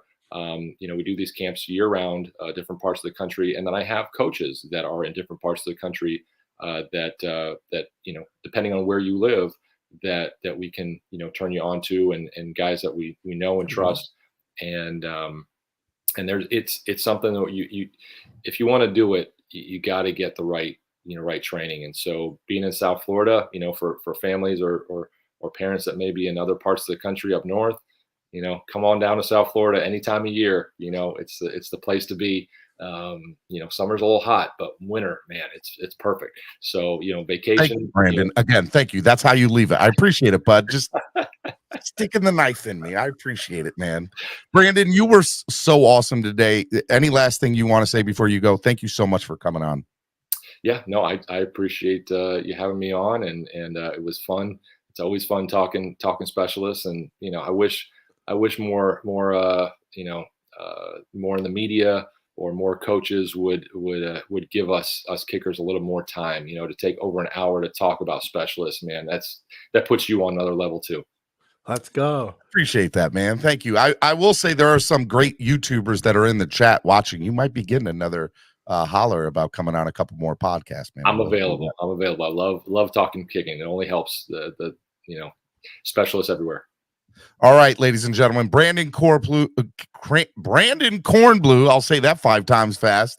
Thank you for coming on again. Thank you so much. And we hope to talk to you more as the season progresses and we make this Super Bowl run and Jason Sanders makes some game-winning kicks. We'll bring you back on, man. You mind if I ask you another question before you leave, though? Yeah. I've had a kicking question for like 10 years with my buddies. Okay. And so we started talking about 70, 80-yard field goals. Okay. We've had even Janikowski going in the first round, Aguayo going in the second round. There's a kicker. He's number 1 on your Fab 50 going into college. He goes into college. He's drilling 70 yarders consistently. Are we talking about another first round kicker? Like how valuable is that? If we got a kicker who could start hitting 70 yarders, is that another situation you get in the first round, or is it still not enough respect for the kicking world? So you look at if you look at Sebastian Janikowski's career. Mm-hmm. I mean, I think he was worth that late first round pick, right? First top 10 pick, I think that's probably stretching it. But a late first round pick, I think what hurt so with Jake Moody, he's probably the most NFL ready kicker I've ever worked with. Wow. I think he legitimately could be a second round pick, or a late first. I mean, really, in terms of what the talent that he has, and what I expect his career to be. However, with what happened with Aguayo, when you're that high of a pick, the expectations are through the roof. So if you miss a couple kicks, everybody's freaking out, and I think it makes things difficult just because of the expectations and what the pressure. Mental game with that. It's a mental warfare with it. And to be Absolutely. fair. And so, Gosh. and it's not that just the pressure on the kicker, it's the pressure on the organization. They got to figure out, he has to make this, every kick. And he has to be a Pro Bowler right now. And you don't expect that for every, the other positions that are drafted in the first or second round, but that's just the nature of it. We're getting closer to where we want to be, but yeah, I could see at some point, certainly a second round, and again, and maybe I think we'll eventually get to a late first round pick again. But it worked for Janikowski. I mean, you look at his career. I mean, that was a great pick that worked out, I think, pretty well for that franchise. Brandon, if you always have anything you want us to promote, please send it on down. We would love to promote anything you guys have. You guys are absolutely amazing over at Kornblue Kicking, and you yourself are just awesome. And thank you for coming on today, man. Absolutely. All right. Great chat with you guys. Thank you, man. Be good. That was awesome. That was sick. That was awesome, man. That was sick. He is awesome. We spent over an hour talking to him about kicking. Kickers are people too, man. Kickers are people too. Miami Sports Music's #1 Miami fan morning show, Clock Blockers, right here on the Miami Sports Music Podcast Network. One of the things for me that I just want to, I don't want to walk away from this yet. I think I walked away from this interview is, at least from a Dolphin standpoint, the Jason Sanders ordeal, is that, look, you're right. 3 punters in 3 years. That means 3 holders in 3 years. And that makes a difference with Jason Sanders and his kicking. That's one. The other thing that I kind of took away from this ordeal too is how much time and effort and work goes into the craft of long snapping, punting, kicking, and just kind of how they all work in one. Would you agree with that? Long snapping was the big eye opener for me. Obviously I've had a friend who's a kicker, so I've gotten a little bit of that more experience. Punting, I assume, was similar level of dedication, but I never thought about the long snapper and like the time and effort they have to put in. Like, if we talk about kicking and punting being a thankless position that is super important but doesn't get enough credit and love, long snapping, man. Like, we're probably the only fan base who actually appreciated John Denny and like appreciated the Blake Fergusons of the world. Appreciated our long snappers. And I was upset when John Denny left, man. I was extra glad. I'm extra glad that like we said, like maybe the average fan doesn't know, which is a good thing. But us diehard fans that we know him, I kind of like that we gave them the respect and credit that maybe other teams didn't. There we go, man. They deserve more love. They have put in so much work, Steven. One of the things that I think is interesting too, I brought up the Pat McAfee question for a reason. I think Pat McAfee has obviously opened an eye to special teams around the NFL. And now you see the Ferguson brothers having their own podcast. And so it's really cool that there's 2 long snappers in the NFL that have their own podcast. And by the way, it's a hit podcast. You guys should go check it out. But it's got great personalities, man. They do, right? And so, and that's kind of, and they're important to the strategy or winning or losing a football game. And so, you got to realize how important they are. And, the other thing that I think is the evolution of special teams, right? Backup quarterbacks. Tom Brady held for him for 5 years in college football. He never would have got that if it had been a few years later, because the punter would have been his holder. Oh, could you imagine if he had stepped on his hand? We should ask Brandon that the next. Do you realize, like, you kind of you could have ended his career, man. You could, as a Dolphins fan, you could have ended Brady's career. How dare you? And now we had to deal with him for 20 years. It's all Brandon's fault. Man. As a Dolphins fan, would you have gone back? As a Dolphins fan, would you have gone back in time and stepped on his hand to save the Fins? The question we asked Brandon. Hang on it, man. We missed that one. That's a miss. That is a miss. Change all right, Miami forever, bro. I know, right? Miami Sports Music, #1 Miami fan morning show, Clock Blockers, right here on the Miami Sports Music Podcast Network. If you're watching, hit the like button. Don't not hit the like button. Hit it, tap it, and share the link. Let people know that we're live. Let people know that we're here, and donate to the channel only if you're able to. It helps the channel grow. It goes such a long way into helping the channel grow. All right, man. Let's kind of get into some. I haven't gotten your take on a few things that have kind of transpired over the last week. We haven't talked in a week, Nando. Let's get into just some conversations pertaining to the Miami Dolphins, rumors, potential free agents, players on other teams that could potentially come here. And we'll start out in Minnesota with Dalvin Cook. I haven't gotten your view of the Dalvin Cook situation for the Dolphins, and neither have the fans. So, Nando, why don't you give us your view of the Dalvin Cook situation and maybe to Miami potentially? So we've been hearing about it since they've been trying to get underneath the cap. It's like 12 million right now. Dalvin Cook was trying to look for a trade. They were trying to trade him. He wasn't really playing ball with an extension. They might have to cut him. Whether it's cutting him, whether it's trading to us for the cheap and then we rework a new deal, Dalvin Cook would obviously add a whole nother level of explosiveness. And I do think he's going to be moving on from Minnesota. Just a gut feeling. I have him like in a little dynasty fantasy football league. For the last 3 years, I've been watching him. So when I saw he was getting the trade talks, I canceled the trade because if he comes to Miami, man, McDaniel will make him absolutely explode. He'll make him balls to the walls. Steven will be having a 3-down back. Yes, there's some injury concerns. Yes, he's slowed down a tad, but he's had a cleanup surgery. He seems to be recovering well. And we have other backs on the roster, man. If you have Dalvin Cook and you scale him back to, let's say, 85%, so that way he's fresh, And then you still have Mostert, Wilson, whoever it is running behind him. You keep him fresh. You keep him healthy the entire year. And my God, we're such a dynamic offense, Steven. I don't think he's going to go to Buffalo because he wants to let James Cook. He's not going to steal a team from his little brother. That is so messed up. I'm sure his parents would say that is not nice. So he'll come to Miami. I think he wants to play with his little brother. Don't get that twisted. I think that is something that wants to happen. But maybe he was further in his career, not as a second-year player where maybe you're covering him up a little bit and he doesn't get that time to ride because Devin Singletary's moved on. They don't have Zach Moss. For all intents and purposes, unless Buffalo adds more backs, like James Cook should be the guy. So the premier back in Buffalo. Well, here's what I'll say about the Dalvin Cook situation, in my opinion. #1, there's, when there's smoke, there's fire, right? And I believe there's been more smoke to this than we can even imagine dreaming. It's already been confirmed that the Dolphins and Vikings obviously had discussions about the workings of what a trade would look like. It's not that it fell apart. It's Minnesota kind of walked away from the table because I guess they didn't like what they were hearing or what they were the Dolphins were possibly offering, and they were only willing to go so high.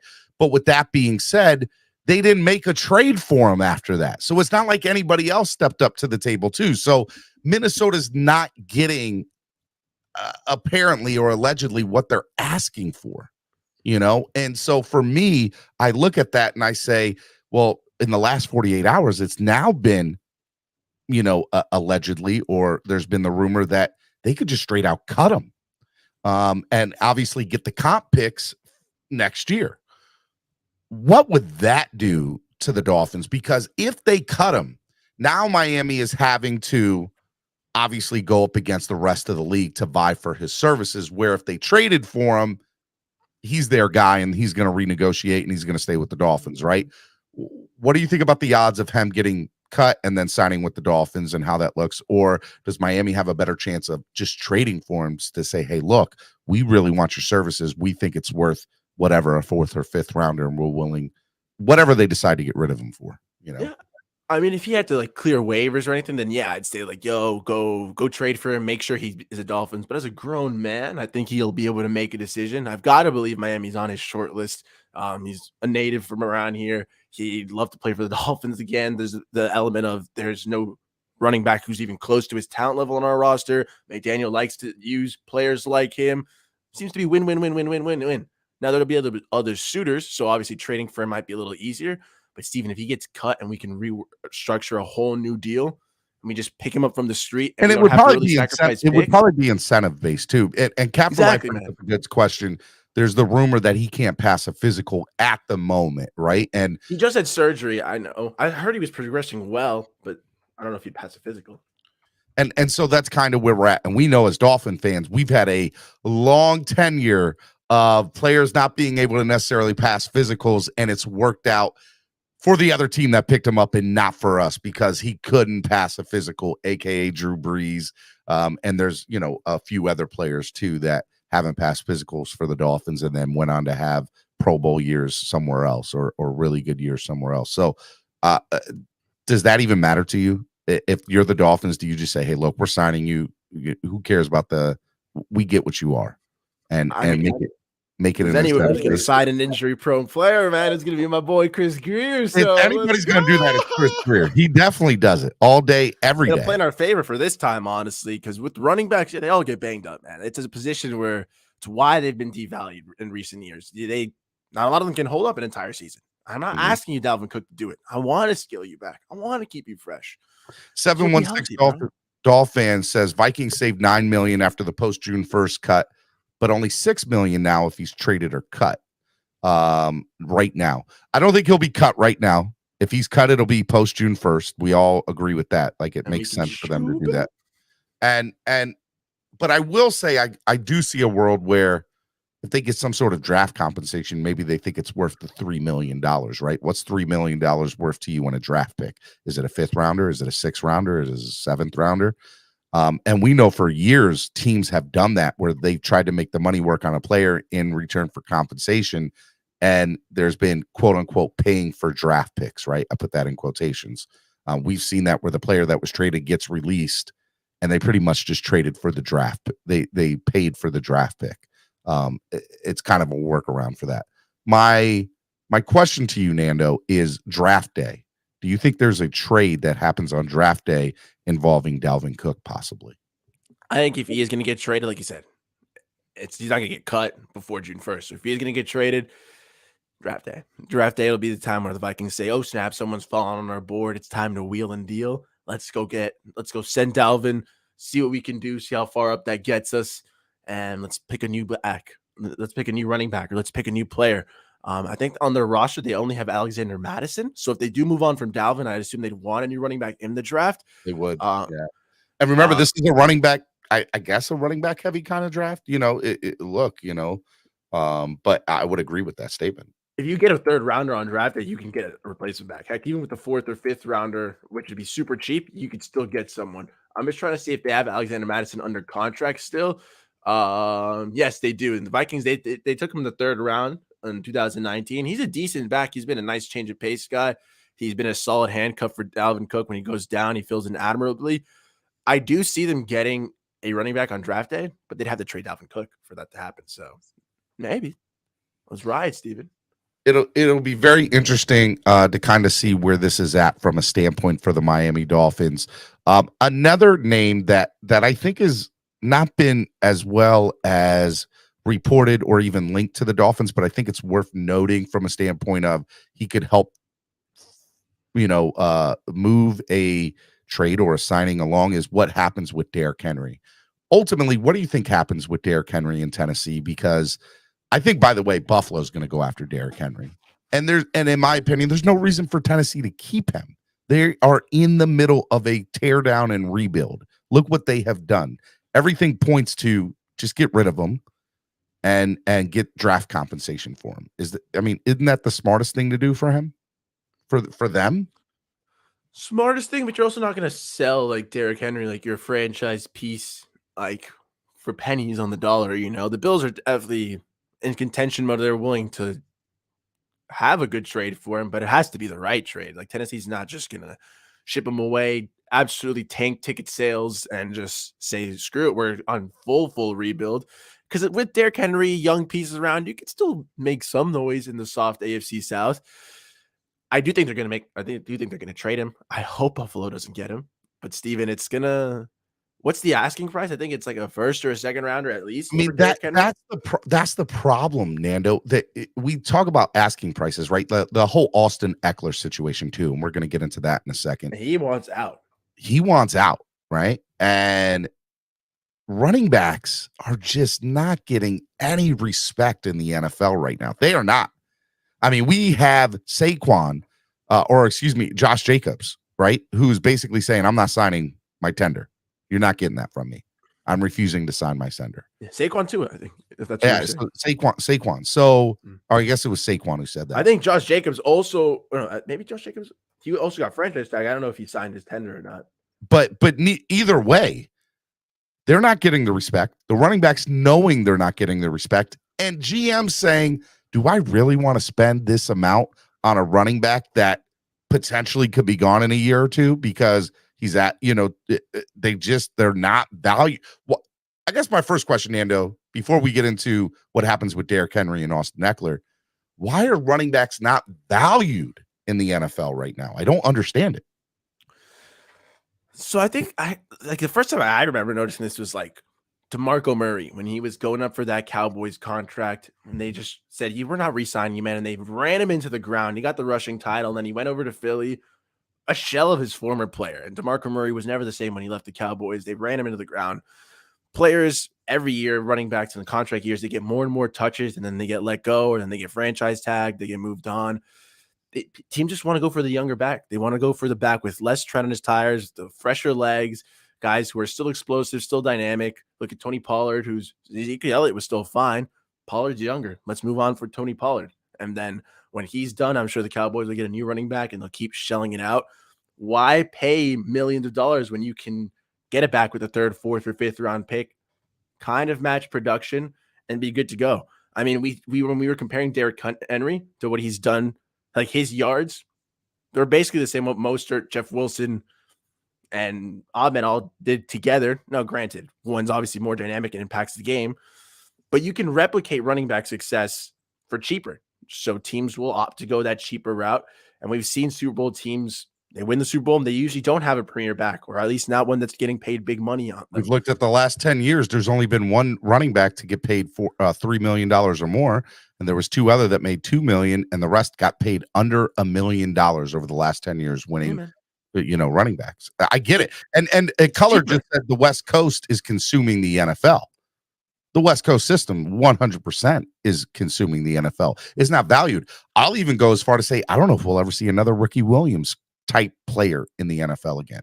At least Adrian Peterson was the last true, I'm a running back for my team for 8, 9, 10 years. I've accumulated rushing records because I've been granted the ability to stay on the same team. Derrick Henry, actually, I'm bad, is the last true running back that's been on a team for years to come. And that's got on a second contract. That could even get a third one if you wanted to.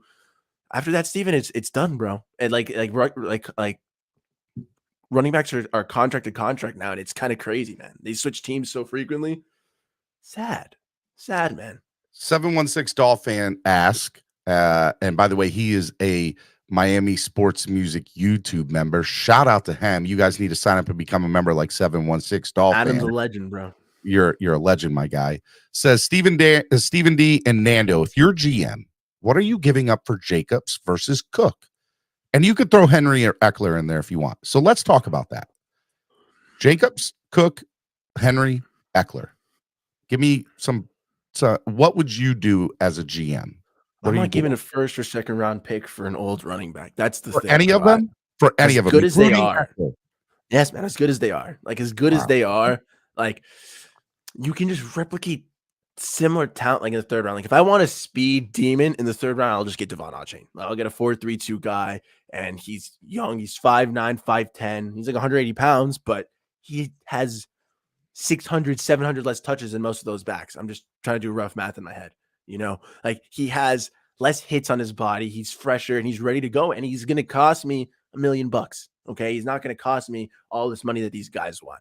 Now, if I'm offering a third, fourth rounder for, obviously Henry's not going to get accepted for a third or fourth rounder, but for a Dalvin Cook, Josh Jacobs, I do it for Josh Jacobs for sure. He's going on a second contract. He's younger. He's like 25 years old. I like Josh Jacobs. I do think I like Jacobs, but I would say I don't know if he necessarily fits McDaniel's system per se. That's what I'm saying. Like, it's more of the fit. It's more of the draft compensation and then the price. I'd rather get a rookie back at that point, but I can't deny how talented those running backs are either, like how fun it would be.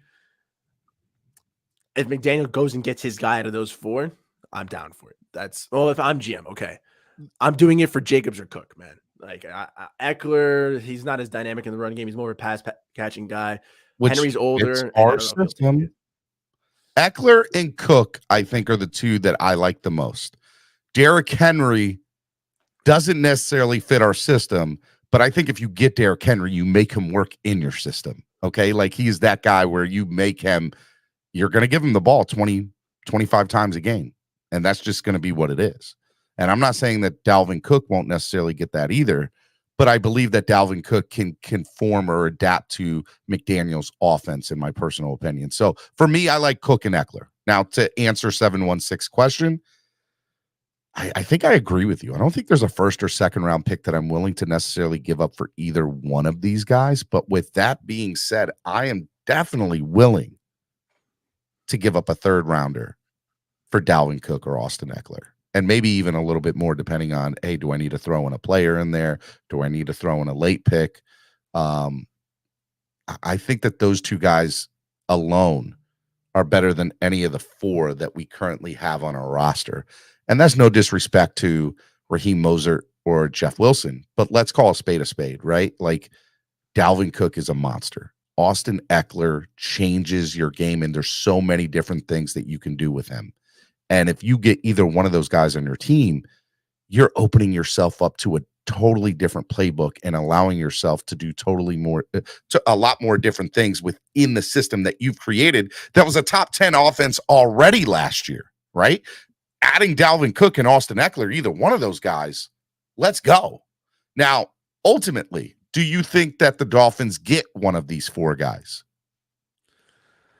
If we're offering trades, if we're trying to improve, I'm not necessarily saying a trade. It could be that they get cut. It could be that whatever, I'm hoping the Dolphins beef up O-line before they go for running back. But if we have to go for one of these guys, if they're open, man, like I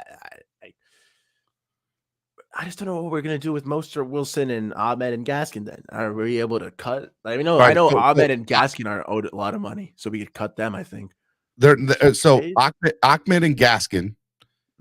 I think a combined total of $500,000 of guaranteed money, and one of them doesn't even have it. I think it's Gaskin who's got the. It's either 300,000 or 500,000 guaranteed, right? So that's nothing. Throw that away, right? So I'm going to say, for all intents and purposes, neither one of them have non-guaranteed contracts. So you're not worried about that, right? And then you have Jeff Wilson and Raheem Mostert, which, look, a combination of the 4. They averaged 4.5 yards, 4.6 yards per carry last year, I think it was in total. And I've always said, if your running backs on average total 4.5 more yards per carry, 4.5 or more yards per carry, you're sitting pretty. The issue comes into play, especially with a Greer type of led team, is the health, because we know that Greer loves to get, players that have an injury-prone background. And we know that Raheem Mostert fits that mold. When Raheem is hot and he's on, he's one of the best in the business. Imagine keeping him, but as your number 2 and not your number 1 or 1A and 1B with Jeff Wilson, right? You get to bring in Dalvin. I think it would be so fundamentally productive from an offensive standpoint, no matter what the Dolphins do on the offensive line, to bring in Dalvin Cook, because it makes your roster better. It makes the depth of your team better. It makes everything that you have in your game planning better, because God forbid something happens and, we go and a secondary shutting our offense down for some reason, which I'm going to be perfectly honest with you this year, Nando. I don't see anybody really shutting us down per se, but let's call a spade a spade. If you got Dalvin Cook, you can definitely run the ball 20 to 30 times a game and get 100+ yards and maybe a touchdown or 2. And that's what I would change the game. Right. So I would say that Dalvin Cook, for me, I 100%, not 100%, but I think out of all those guys that we just talked about, he's the most likely to be in a Miami Dolphins uniform come next year. And I'm on the boat with you that no matter what, I don't think he'll be a Minnesota Viking next year. I'm starting to feel that way more and more every day. Yeah, man, it got a lot of weapons there to feed as well. So I could see them saying, hey, let's cut our losses. If we can trim the fat and we still got TJ Hawkins and Justin Jefferson, we don't need a Dalvin Cook, and Alexander Madison is fine. They can get young guys if they trade Dalvin Cook before the draft too. I think they move on for him, man. All right, let's get into draft day scenarios. So you and I have had over the last 2 Hot Take Tuesday shows some really good conversations about draft and mock drafts, and just the kind of conversation of where or what the Dolphins can do moving forward with that, Nando. The Dolphins currently have the 51st pick in the draft. My question for you, Nando, is it more likely that A, the Dolphins move up to grab somebody that they're in love with, B, pick at 51, or C, move down and gain more draft capital? I really think we're going to move with 51. Oh, hi, Steven. I just don't know where. I want to say we're moving up. I want to sit here and be like, well, there's going to be a player falling to 42 or 45, and Greer's going to get aggressive and we're going to jump up there and get our guy. But we might see if we see a run on all our favorite prospects and all our top dudes, the Jack Campbells, the Darnell Washingtons, the top offensive linemen, they're all gone. We might see the Dolphins trade back a couple spots, pick up an extra 4th rounder, 5th rounder, rounds that we don't currently have picks in, that there's plenty of depth and plenty of gems to find. I could see them trading down a little bit, which would be frustrating. But at the end of the day, I'd be happy. I disagree with you. I think it could be frustrating, man. Like if we miss out on your 4 favorite players and there's the 5th guy, but to them it's like, you know what? It's just our 5th guy, man. I'd rather trade down and get more picks. As a Dolphins fan, I don't know. If we miss out if we trade down and Matt Bergeron is the only guy left out of the Jack Campbell's, Darnell Washingtons, I might feel frustrated in the moment. But it could go away with the other picks we make later on.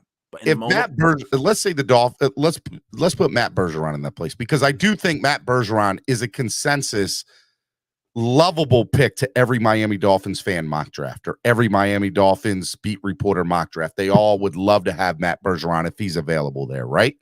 And that's a consensus pick, right? So I think that's fair. So if Bergeron, and we're sitting at 51 and we move back and he's still there and we miss out on him by 1 or 2 picks, yes, I think that there would be very big frustration within the fan base, within the community.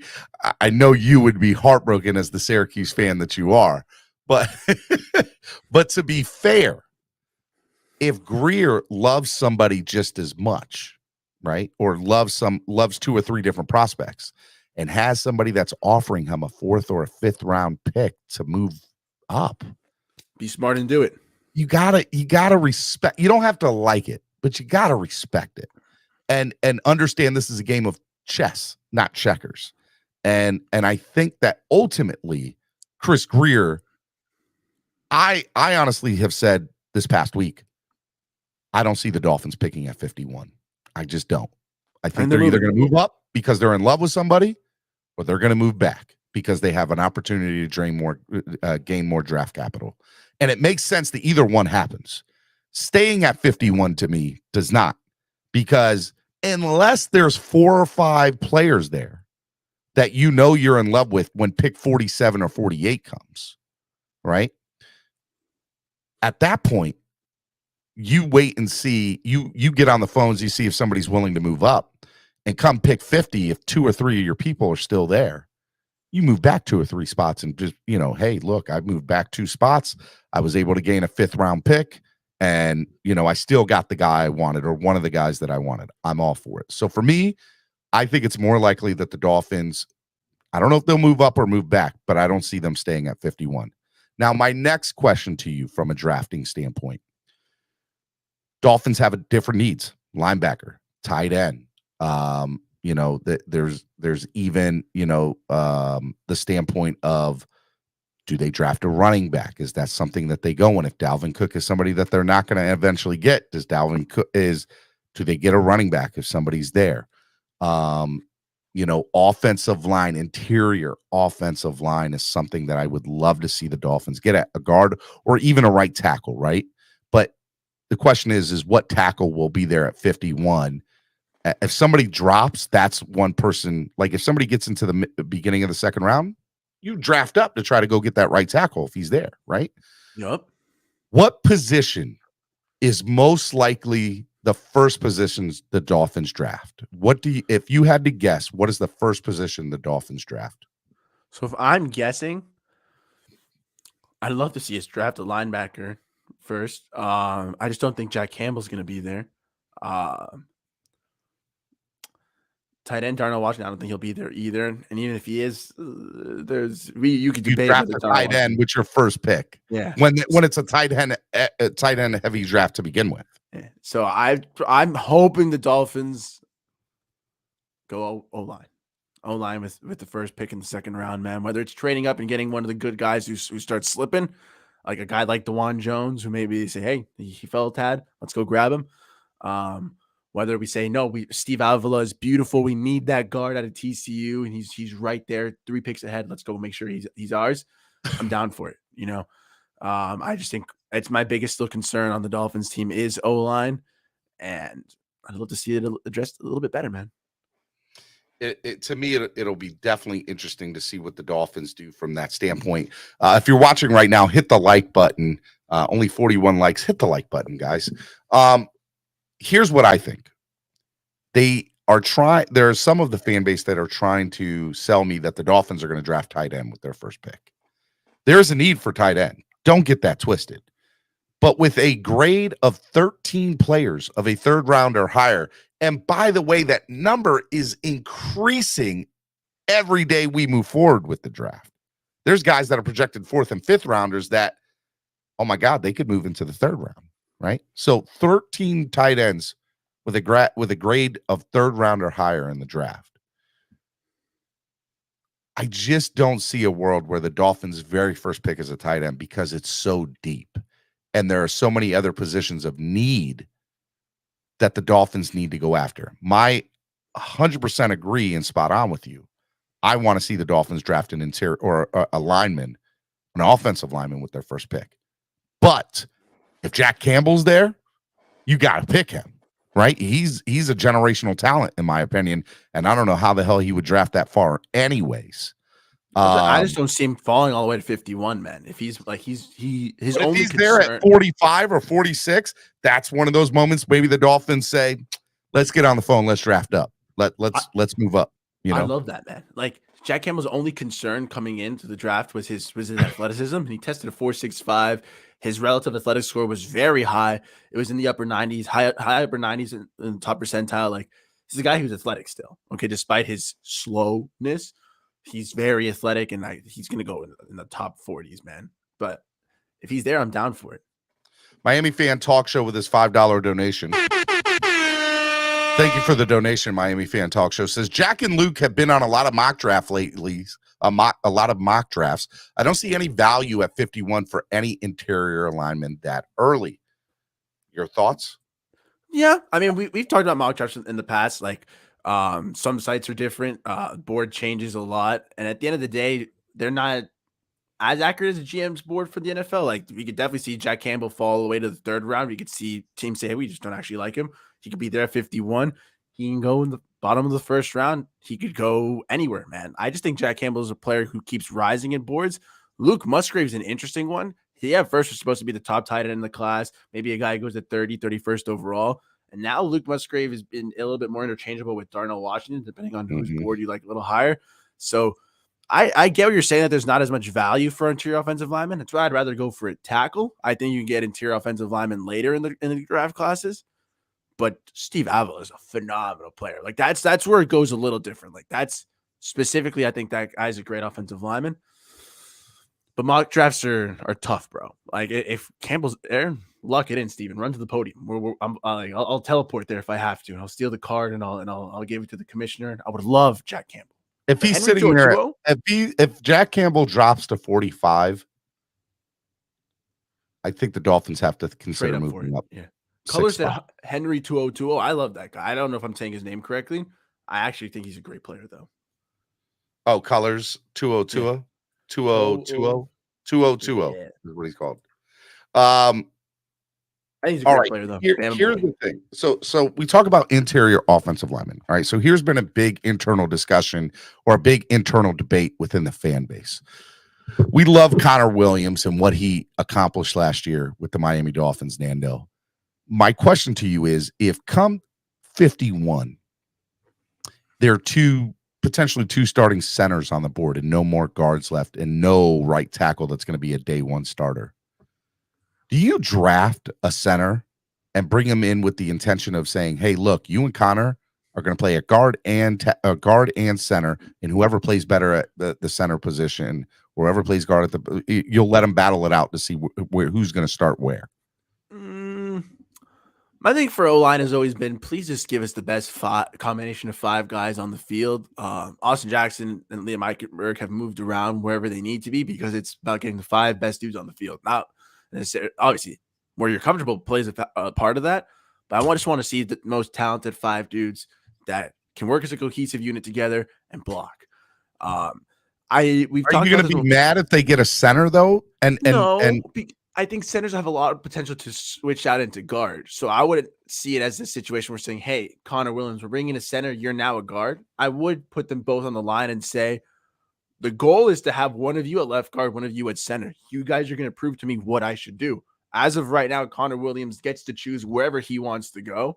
But if a rookie comes in and he balls out at a certain position and he forces the coaching staff's hand, I think that's a good problem to have, Steven. I agree with that. That's what I've been saying to people. I don't know if I'm drafting a center, but if I'm drafting a guy who can play both. There are centers who can play both.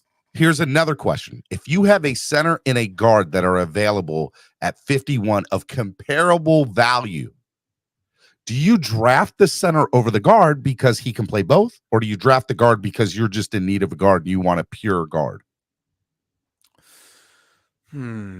I don't think we're in need of a center. I think we're more of a need of a pure guard. So if there's a guy like Steve Avila, that's what I was saying. If there's a guy like that pure guard, lock it in there. I think that's phenomenal in our offensive line. Then the only question would be right tackle.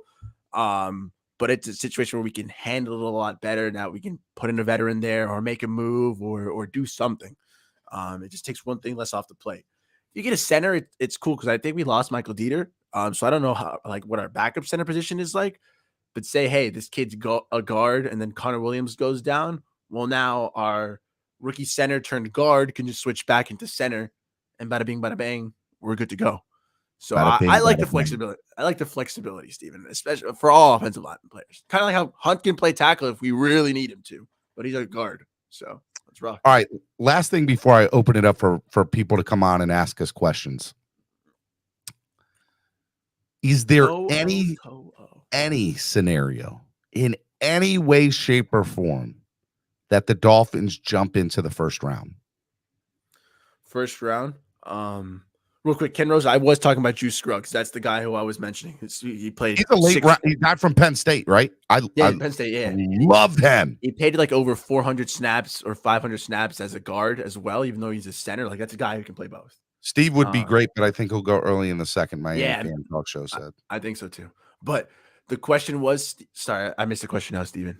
What was it? Is there any way, shape, or form? Is there trading in any scenario that the Dolphins jump into the first round? I mean, if we're really okay, I don't want to trade Christian Wilkins, bro. But well, we're allegedly negotiating with him.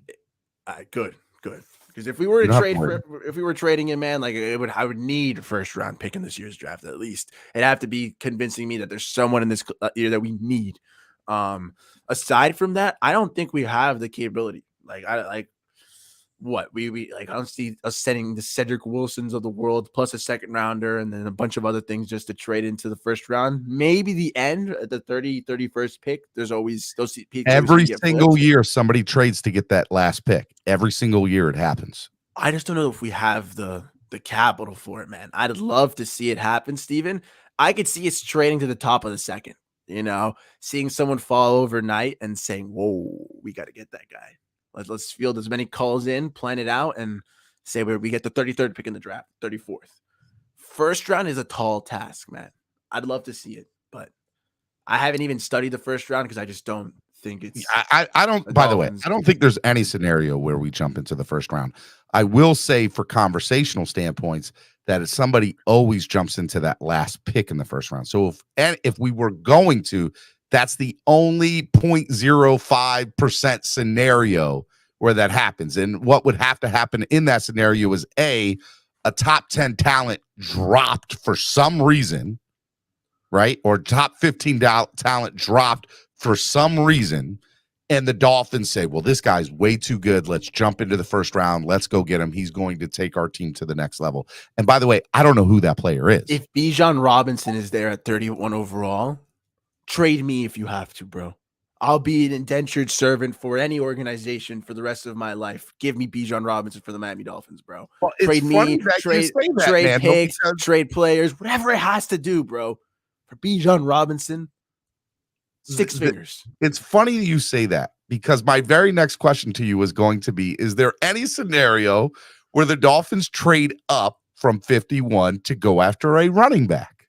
Only for Bijan, bro. Only for Bijan. Maybe if Jahmyr Gibbs starts sliding, he's very good, man, but like he's not Bijan Robinson good. You know, like Bijan Robinson is of that mold of like the Adrian Petersons of the world. There's like some people in the community who thinks Gibbs and the Dolphins are a match made in heaven, and that I think so too. But like then it's like if he's in the 30s, if he's like in the late 30s, high 40s, I'm down for Gibbs. But I'm not trading into like the first round for him. If there's like a team they call and say, hey, we have the 31st pick, we're about to take Jahmyr Gibbs unless you offer him for him, I'm saying, sorry, bro, you can keep Jahmyr Gibbs. Like, I don't think I'm trading into the first round for Jahmyr Gibbs. As good as he is, it's just the value of the running back. So my question is, would you trade up into, the higher second round to go get Jahmyr Gibbs? True, because it's just so you remember, we're at 51, right? Past 38. I don't think we can get past 38 for Gibbs. Like if it like so if Gibbs drops 238, 38 40s, I'll start calling, but I don't think we can afford anything to jump higher than 38 is what I meant to say. Scar 305 says Gibbs is Kenyon Drake 2.0. There are some people in the community who thinks he's going to be a beast in the NFL, and I'm not saying he is or he isn't. I'm just saying, as for as much as the NFL doesn't consider the value of running back, what are we talking about trading up, unless it's Bijan Robinson? What are we talking about? Because apparently we do value running backs if we're trading up to go get one, right or wrong. Yeah, and it's going to cost a lot, and it would honestly cost more than like a Dalvin Cook would. Andrea says if he drops to 40 plus, we're going to make it happen. I would love to. But trading up at that point, what honestly, if we're talking about dealing a second rounder, probably dealing a player. If not, it's more draft capital. Maybe it's a little bit more expensive than getting a guy like Dalvin Cook, and I'm still down for it, man, because Bijan Robinson, I know for a fact, I will bet whichever one of my family jewels you would like me to bet, Steven. I would. I don't gamble. I'm going to tell you none. Don't bet the family jewels, brah. Only one of them. Only one of them. I would bet that Bijan Robinson is going to have an amazing next 5 years of his career. It's guaranteed. 716 says, Nando, it's going to cost more to move up to get Gibbs or Bijan versus the alleged trade for Cook. So where would you go? Would you go for the alleged trade of Cook, or would you trade up to get Gibbs or Bijan? Bijan, baby, just because of how good he is. Bijan Andrevius is laughing because I can't pronounce people's names, but go ahead. Bijan Robinson is just so nasty, man. He's just like 6'1", 210, 20 pounds. Like his build, his frame, match that with his otherworldly speed and athleticism. He was tearing it up at Texas. He can do it all, man. And like I just think I would trade for him. And so for you, it's a little more. It's Bijan, Dalvin Cook, then Jahmyr Gibbs. Probably, yeah. Gibbs and Cook I'd put on the same tier just because Cook I know could do it, but Gibbs is going to be younger. But I think Bijan is just as talented, if not more talented than Dalvin Cook, and he's younger. So that to me is just there's a higher ceiling. There's a higher potential ceiling for somebody. The ceiling, like Bijan Robinson could be the best running back in the NFL when he comes in. Like in 2 years, we could be saying Bijan is the best running back in the NFL. That's the ultimate ceiling. You're saying facts. Yeah, man. Like, this kid is a fact. All right, man. Look, Miami Sports Music's #1 Miami fan morning show, Clock Blockers, right here on the Miami Sports Music Podcast Network. It is Hot Take Tuesday. Nando Talk, myself, Stephen D, in the building. And we are going to drop the link right now for you to come on and ask us anything you want to ask us when it comes to football. You guys want to ask us about trade? You guys want to give us your thoughts? Whatever you think. Remember, Miami Sports Music Podcast Network, a network made by a fan for the fans. And that's what we're about. So I just dropped the link in the chat. Get on where you fit on. I don't know if that's right. I don't know if I said that correctly, but you get what I was trying to say, man. Hey, real quick, while we're waiting for people to come on, next Friday, I think is going to be the draft, if I'm correct. Already? It's 9 days away. Okay. 9 days away. So next Friday, you're on live with us for 2 or 3 hours. We ride, Mr. Steven. You're there, right? We ride. Okay, just making sure. So right now, wait till we're gonna talk after the show for a couple minutes. I got some stuff up my sleeve, man. You're gonna like draft night. Draft night's gonna be a lot of fun hanging out with us live here on the stream. It's gonna be good stuff. All right, let's bring on the first person. Good morning, Rashad. How are you? Hello, brethren. How are you, man? doing? What's going on? I'm good. Pretty good, man. I'm good. I'm chilling. Floor is yours. What do you want to talk about? What you said earlier about us in the tight end position. Okay. So there's now 13 tight ends within the first 3 rounds. Or Graded. I think great, Steven, you're reading the running back statistic I sent you. Am I reading the running back situation? Yeah. Okay. All right. But it is still very deep in tight end. I just don't know. I don't know how many tight ends are that highly rated, but I know it's a crazy deep tight end class. Yeah, I agree. I also award that to this class not being as talented as previous classes in other positions, and also you are degrading our positions of need. Like, I feel like tight end is 1B of position of need for this team. So I don't want the 10th best tight end in the draft or the 8th best tight end. Give me a top 5 tight end in the draft. I will take that. And granted, we might have to trade up for number 5. Pro Football Focus, they have 8 tight ends rated 3rd round or higher. Yeah. That's still deep. But what would you put our I position believe that it's of growing. need? Say what? Oh, okay. Well, on our team, where do you have tight end as position of need with where the roster is currently? It's 100% a need, right? Like, the Dolphins need to go out and get a tight end. Right now, we have Eric Saubert, a guy from the Denver Broncos, who, look, at the end of the day, the guy is a great blocking tight. I don't want to say great, but he shows to be a really good blocking tight end, right? Right. And then we have Durham Smythe, who's been here for a few years. I love the kid. I think potentially at this particular moment, he probably is the #1 tight end. And I said 2 years ago that I was always a big Durham Smythe fan. I like what he could offer to the team. But the question is, can he be a #1 tight end in this system? Which means if you're going to play, you're going to have to block a lot too. And so I'm not saying he's a bad blocker or a good blocker. I'm just saying I question his ability to be the #1 tight end for this team. And then you go to the next step, right? And then you say Tanner Connor. Tanner Connor is somebody who the team is very high up on, right? And I think he has the potential. If they're in love with Connor, they're not going to get a high round. They're not going to get a 3rd or 2nd or 3rd round tight end, I believe. That's just my opinion. But I'm not saying it couldn't happen. I just don't believe it'll happen. Have you guys seen the first tight ends taken over the last 10 drafts? Like the first one in each class? No, that's go ahead. That's worrying about me.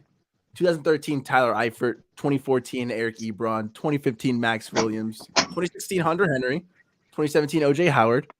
19th overall. Hayden Hurst, 25th overall in 2018. Hawkinson, 8th overall in 2019. Cole Kmet, 43rd. Kyle Pitts, 4th. Trey McBride, 55th overall in 2022. Like, all these guys, the first tight end taken, all those guys are ass. All those guys except for TJ Hawkinson, they all sucked. Kyle Pitts still hasn't done anything in the NFL. Tight end gets taken first. Hot Take Tuesday, tell him. I took a screenshot earlier. That's like a while ago. I was Do you know how many people's mock drafts for the Miami Dolphins had Kyle Pitts going in those mock drafts? There were fans pounding on the table that we missed a pick with Kyle Pitts. And what are your thoughts about that, Nando Talk?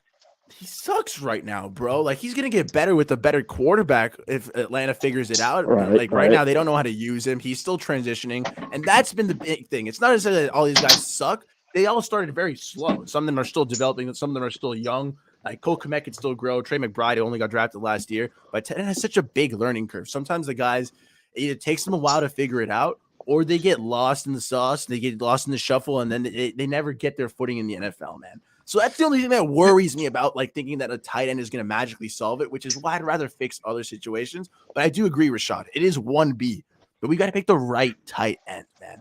Like, I just don't want to pick the early 100%. Tight end and then we 100%. Miss out on him, and then we get like the bummy who doesn't know how to learn. Finn's take was I'm not worried about the number one tight end. Get the right one.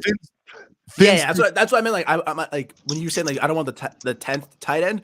I agree. I don't want the 10th, but maybe the 4th, the 3rd. You know, maybe they might be. 4th or 5th. I'll be good. Finn's take with CB83 says, "Why don't people see tight end as an extension of the offensive line?" I don't get it. I think outside the box a little, people. What are your thoughts on that, Nando? Do you agree with CB83's thought there that we need to look at that as an extension of the offensive line? And by the way, for people in the back, there were 2 people that were on that just dropped. I'm going to bring you on next. We're just stay up here. We're going to have a conversation. But what are your thoughts about that from CB83 there? It definitely should be like an extension of the line, man. If you're creative enough with it, it's one of the reasons why guys like Gronkowski were so deadly. That blocking ability, and then you mix that in. Guys like Kittle who do it so well. You block, and then you go out for some catches, and you completely catch the defense like by surprise, or you mix it up and they're just unsure the entire game. That's awesome. And in that case, like I like Darnell Washington, huge. You know, Sam Laporta can block a little bit as well.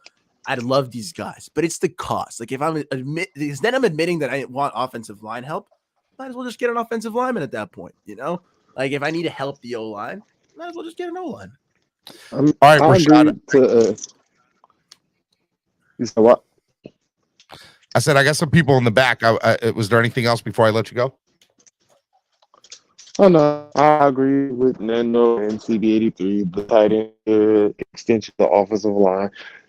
That's why I'm not too high on Smythe or get someone who's committed to blocking and can learn how to block, someone who actually knows how to block, who's good at it, but can also play the tight end position, know how to run routes and all that good stuff. But that's it. All right, man. I love you, Rashad. Be good, bro. Thanks, Mr. Rashad. Sir. Hey, just a quick note about the tight end before I bring on the next caller. You know, if you go back and look at game film last year, Nando, we saw Alec Ingold play a lot out of the second tight end position.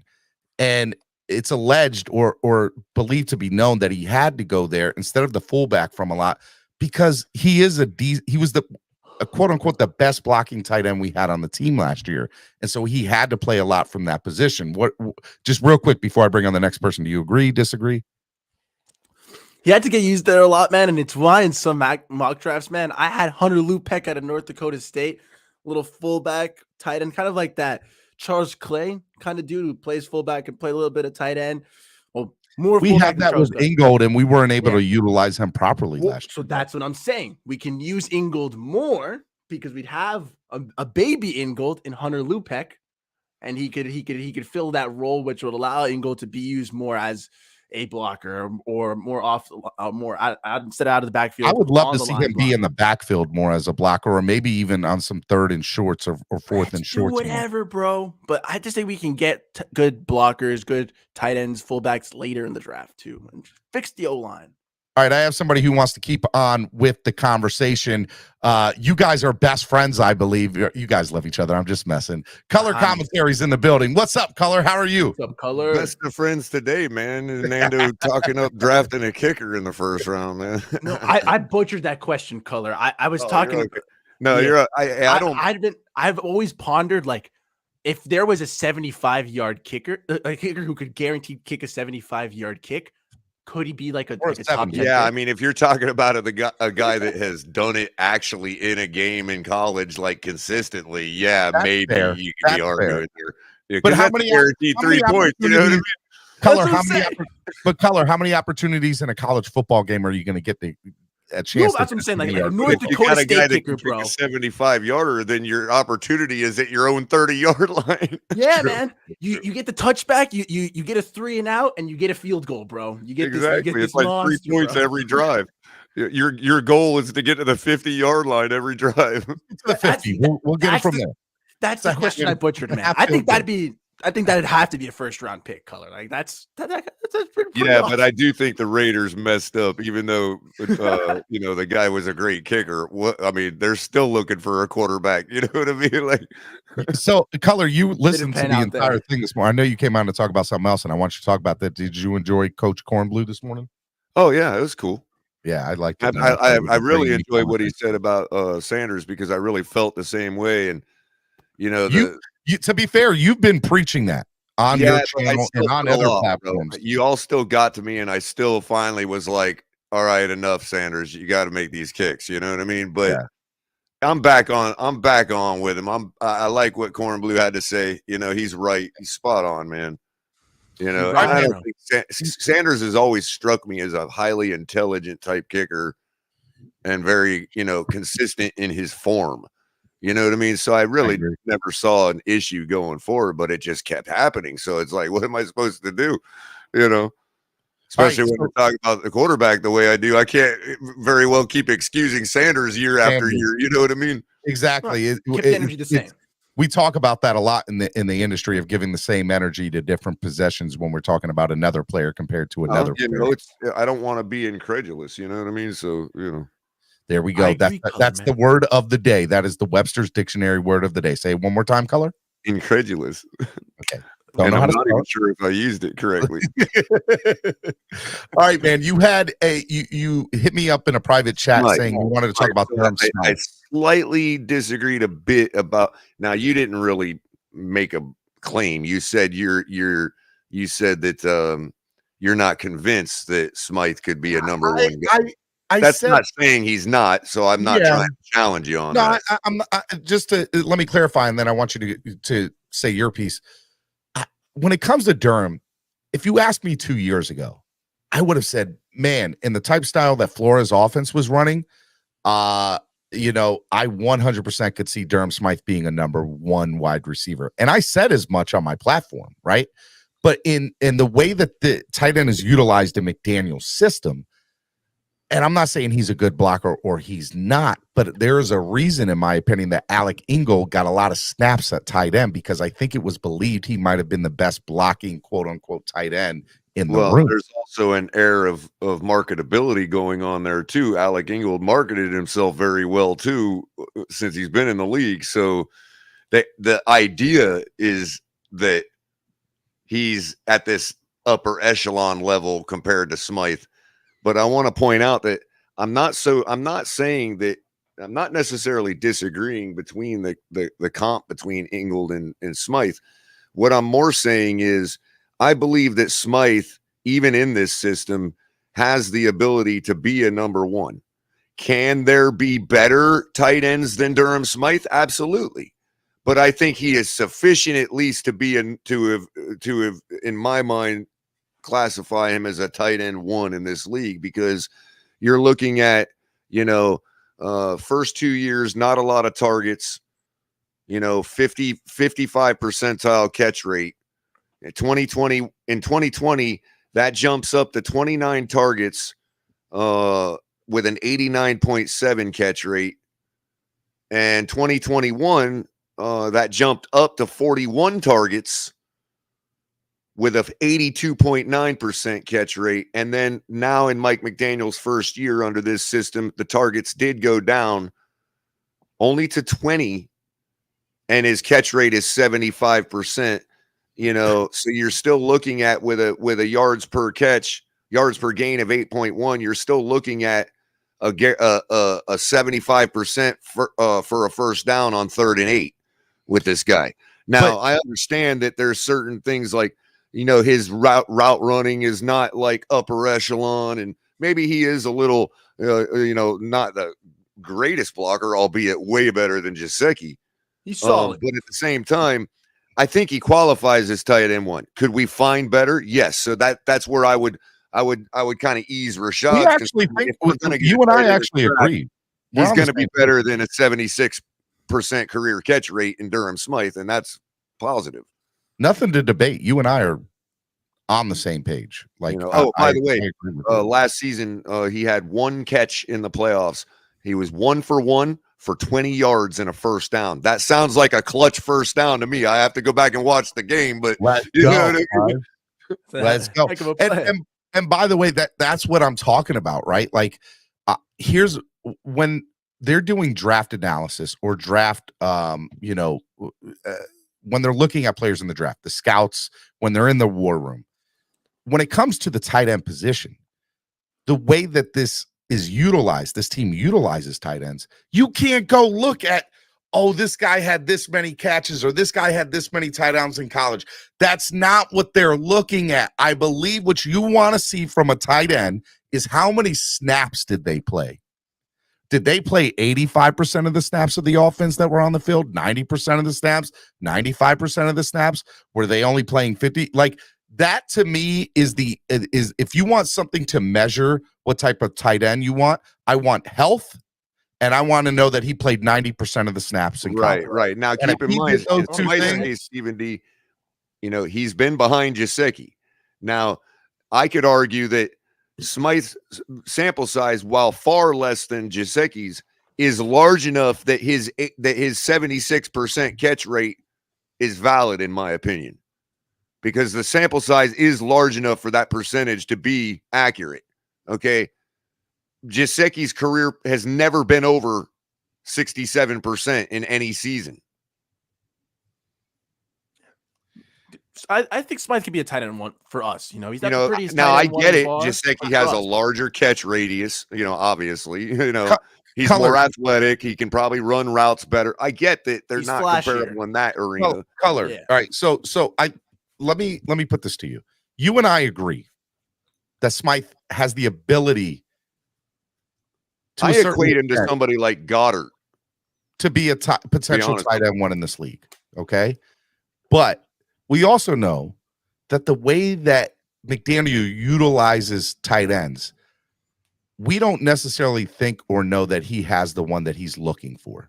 We can agree to that. That's valid. Yeah. So I think that when we're doing mock drafts or when we're evaluating where should the Dolphins go for a tight end in the draft, which I personally believe they will draft a tight end. I believe that is one of the 4 positions they will draft. I believe that what you want to see from the person that we draft is how many snaps they played during their career. Mm-hmm. And if they played 90+% of the snaps during their career, it tells you 2 things. Number 1, it tells you durability. And number 2, it tells you that they were in on blocking plays. And that's what you want. Right. Forget the other stats. Forget the yards. Forget the touchdown. It's irrelevant. It does not matter.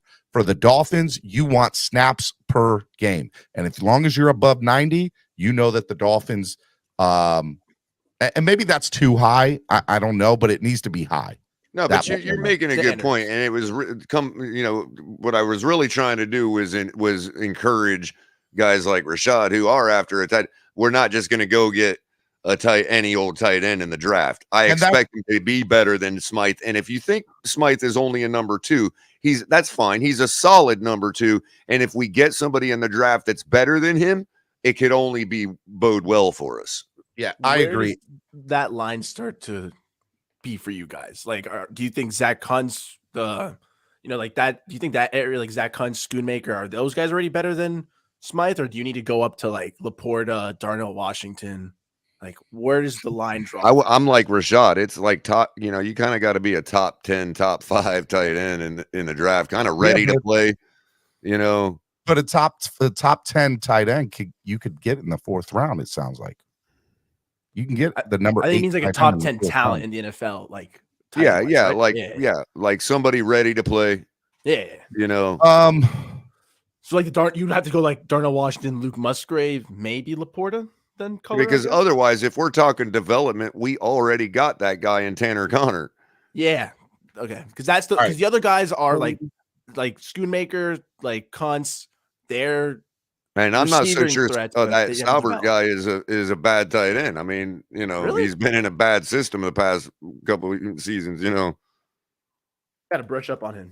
I thought he was more of a blocker. he's kind of one of those guys like Fryermuth where, you know, you don't know who he is because you don't watch their team. You know what I mean? All right. Bear with me here, That's guys. nice then. Okay, I'd be like Zach Ertz, for all intents and purposes, Fantasy Pros, I just pulled this up just randomly, was the number 1 tight end last year. He was drafted number 35. Kyle Pitts was a top 10 pick, right? Mark Andrews, was Mark Andrews an undrafted free agent? Because I don't see where he was drafted here on this thing. You're not high. Somebody just confirmed with me where Mark Andrews was done. Dawson Knox, third round. Third round. Okay. Dawson Knox is the next one. This is stupid. I don't have it for 2 people and then not the other one. Dawson Knox. Gotcha. Mark Andrews was drafted in the 3rd round, 86th overall. And then Dawson Knox, 3rd, 96th overall, 2019. Okay. And by the way, this isn't a number 1. This is, I'm going down the list in order here.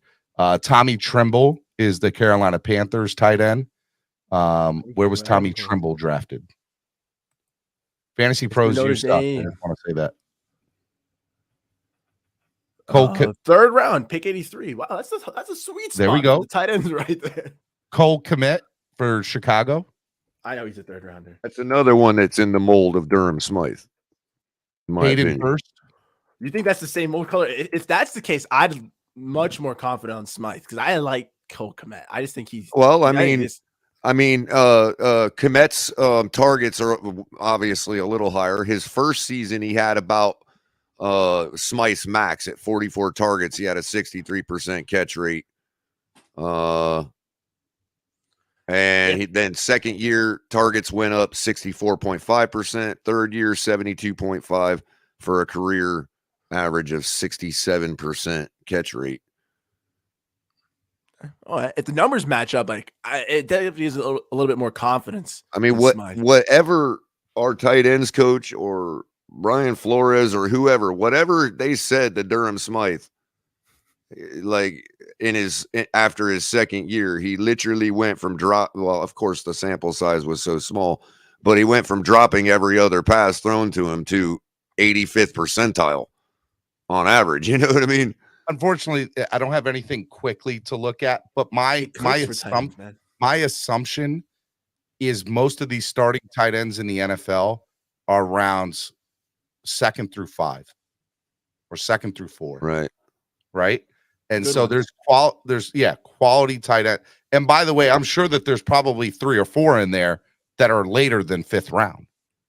Right. So there has to be. So at the end of the day, you can find value in later rounds. My personal, I said this earlier last week. I said, I'm fairly confident the Dolphins don't pick at 51, that they either trade up or trade back. And I am almost 100% sure the first pick won't be a tight end because it's just. Well, in everybody's mock that I've seen, it seems to be really easy to trade out of our pick up or down. It's been really easy in everybody's mock. Yeah, 100%. All right, Color, any last thing before I let you go? That's it, man. You guys have a great one. Good chopping it up with you, Nando, Steven. Love you guys. Man, Color. Love you too, man. Be good, bro. Take guys, easy, go man. check out Color Commentary on his channel over at the Fins Tailgate. Make sure you guys go check that out. The Fins Tailgate, bunch of crazy people over there. TFTG, check them out. Check them out. All right, let me bring on Kaz. What's up, Kaz? Good morning. Good morning. Good morning. How are you guys this morning? Pretty good. Everything's wicked hot over here, Kaz. Wicked hot.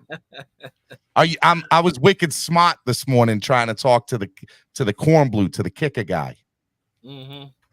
What's up, man? Talk to me. What do you want to talk about? No, I just continue on with the tight end conversation. If we're not going to pick one high, which looks like we're not going to, okay. We're not going to pick one at 51. Donnell Washington won't be there. You know, Michael Mayer, which is probably the best tight end in this draft by far. He's the most well-rounded. He ain't going to be there. So we're going to have to get one later on in the draft. And is that Davis Allen? Is that Kuntz, who's a major project? Or is that, you know...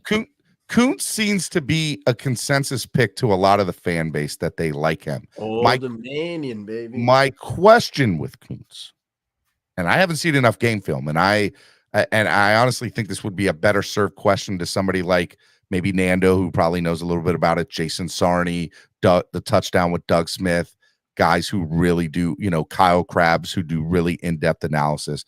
But what is their blocking like? What is his blocking like?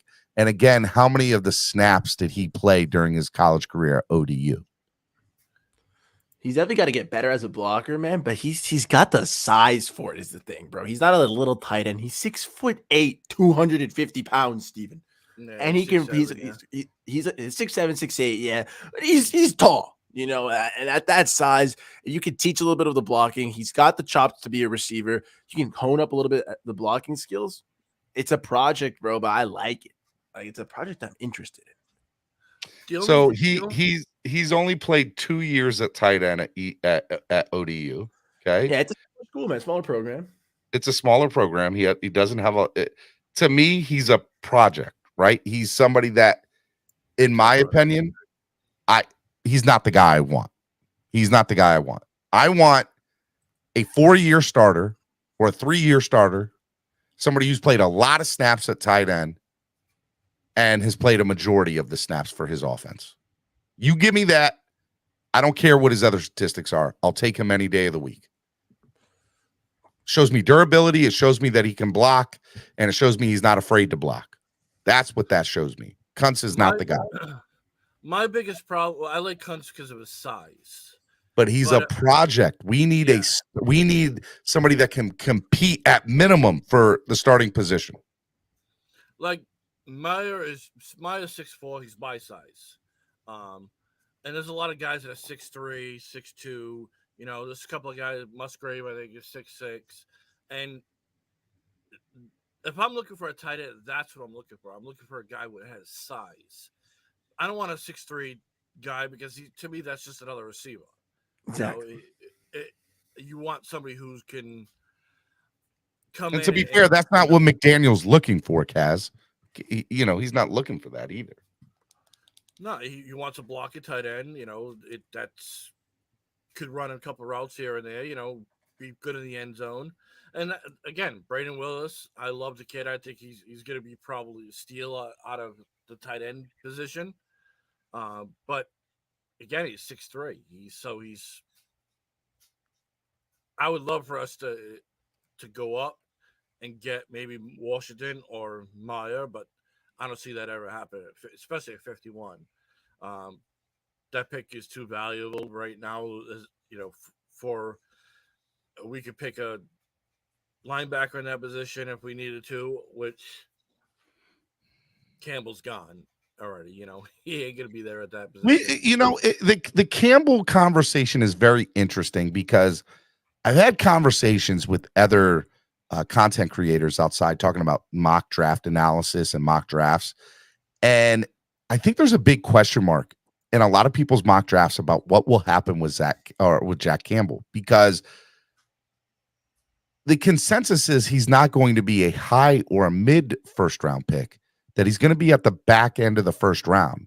And if anybody that's more of 12 or higher or 15 or higher, there's always that chance that they can drop to the second round. There's just that chance. You never know what a team is looking for. You never know what a team wants to obviously, get or what, positions of need, right? And you're able to kind of make those decisions when you have the pick of the litter in those first and second rounds. Now, Jack Campbell, one of the best linebackers in the draft, but for some reason, a lot of mock drafts have him at the end of the first round, and some even going into the high second. If he's that good and everybody's deeming that he's going to drop in some way, shape, or form, and Nando, maybe you can take this real quick. Like, what is up with that? If he's so good, why isn't he a top 15 pick?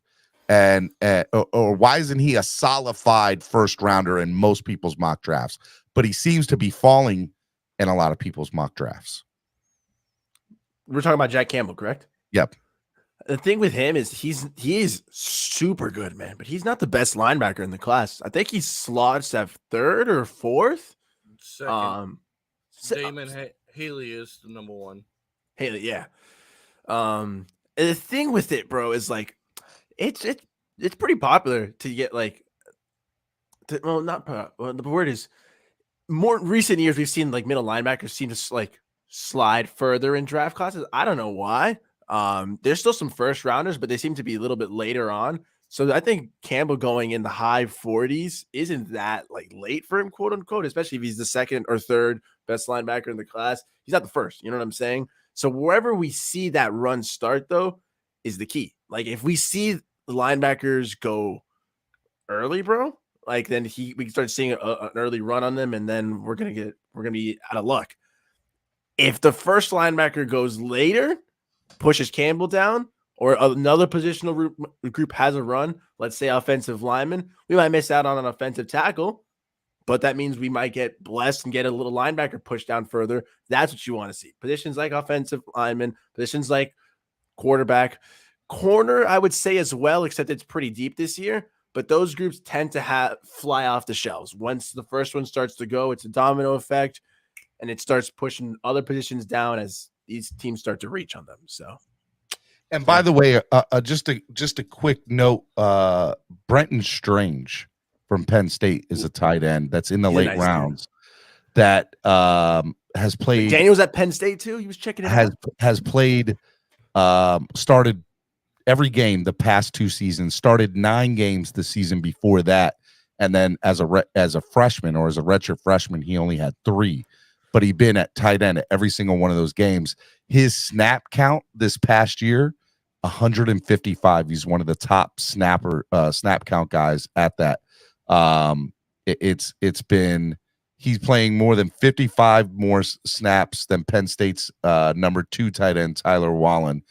He's durable. He gets it. He not only can Brenton Strange, I think he's the guy that if you got him on day 3, you better be jumping up and down for joy, because we got a quality tight end on day 3 that could seriously probably contend for the starting job.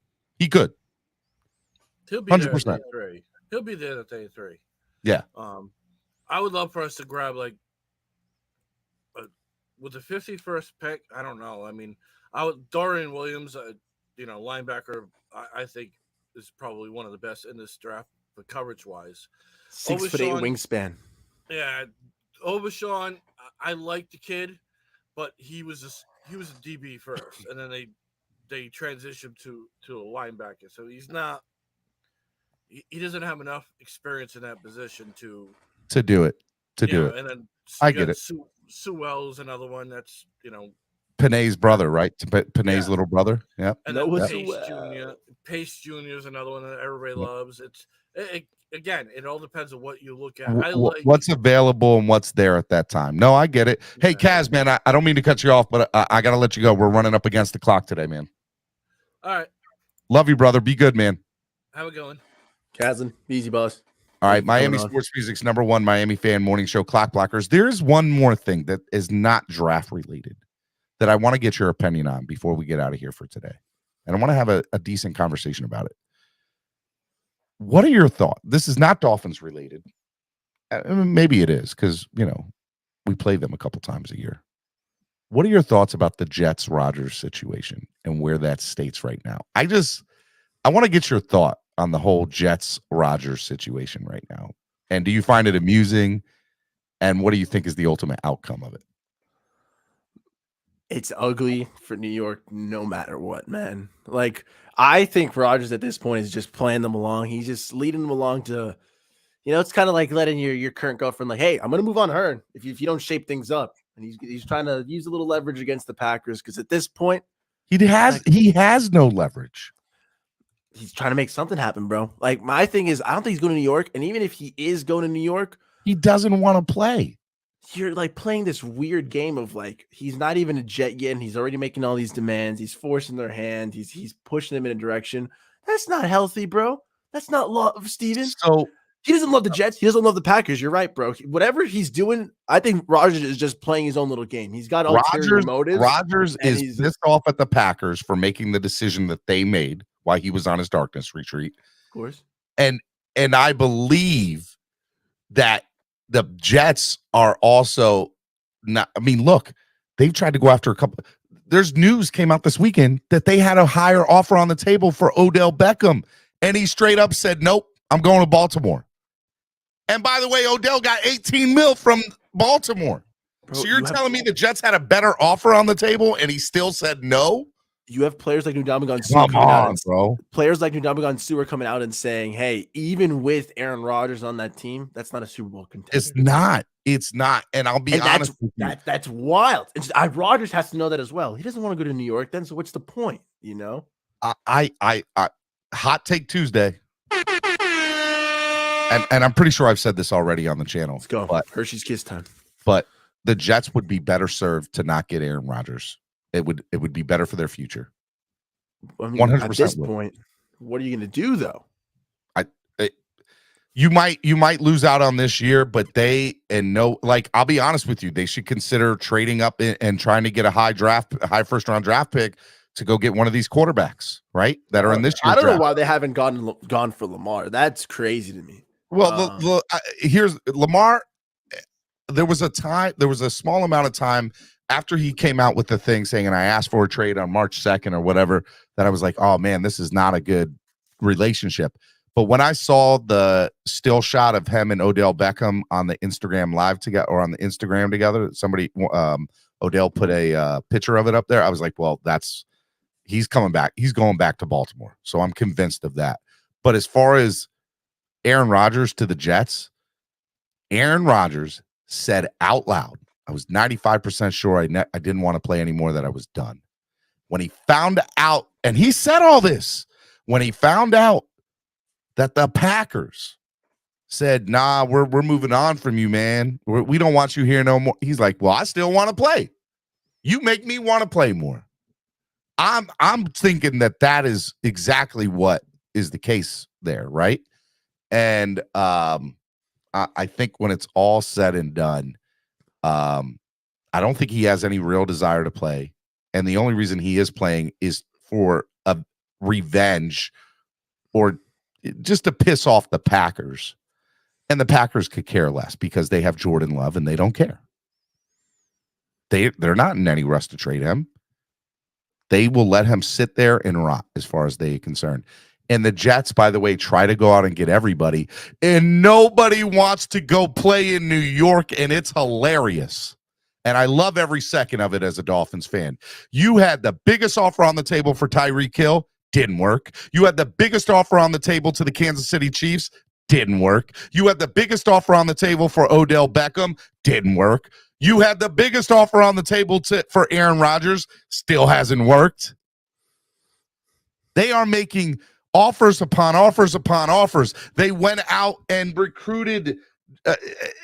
I don't know what's going on, but that team seems a way to, quote unquote, using their own name, jet it up. They do it every time. And I think it's hilarious. And I love it. And I'm here for it. And even if the trade goes through, I think it's going to hurt them worse than it would be for them doing it, in my personal opinion. Damned if you do, damned if you don't, New York Jets. Love every second of it. All right, Nando, tell the people where they can find you and give me your final thoughts of the day. You guys can find me at Nando Talk. We're up to 876 subscribers, so thank you to everyone. We are almost up to 1,000, so close, 124 away. Check me out on YouTube, Twitter, just for Positive Dolphins Vibes. Mr. Steven, thank you as always for having me on. It was absolutely awesome talking kicker talk, special teams talk with Mr. Brandon Kornblue, Coach Brandon Kornblue. I was sick, so thank you for having me on for that too. Yeah, man. But let's keep going, man. I got re-pumped up for Jason Sanders, like in his grows forward, his mentality. Love to hear that. I'm pumped up for Durham Smythe now that I've heard some fancy numbers. You know, I'm not good at math, so when I hear numbers, to me, if they're good, I just say good numbers. So I'm ready for Smythe. Let's rock and roll. And then we got drafted in 9 days, Steven. Let's get some new, fresh Dolphins to continue adding to this team and load up for a Super Bowl run. Let's frickin' go, baby. I love every second of what you just said and everything of what you just said. And if you're not pumped, I don't know what's wrong with you. What I will say, my good friend, is next Tuesday's Hot Take Tuesday, as usual, as it is always on this show. And we are going to do one last mock draft next week. That's what we're going to do. We're going to do the final mock drafts on Tuesday. And then come Friday night, you're going to be hanging out here with me and Jason Sarney and a few other people that I'm about to tell you about as soon as this gets off. So stay on. And it's going to be a fun show. It's going to be a fun show on that Friday night. And I hope you guys stay tuned because I'm super pumped about it. We're going to be live for all rounds 2 and round 3. The moment the Dolphins, make their last pick in round 3, we're probably going to head off a little bit after that. So we'll be on most of the night, probably 2 or 3 hours, I would expect on that Friday night. And we're just going to have fun. It's going to be a lot of fun. We're going to be watching the draft, talking about the picks, where they go, and I'm super pumped and super excited for it. Guys, thank you for watching the show today. I want to give a special shout out, just like Nando did. Thank you, everyone, guys. Coach Brandon Kornblue was absolutely amazing.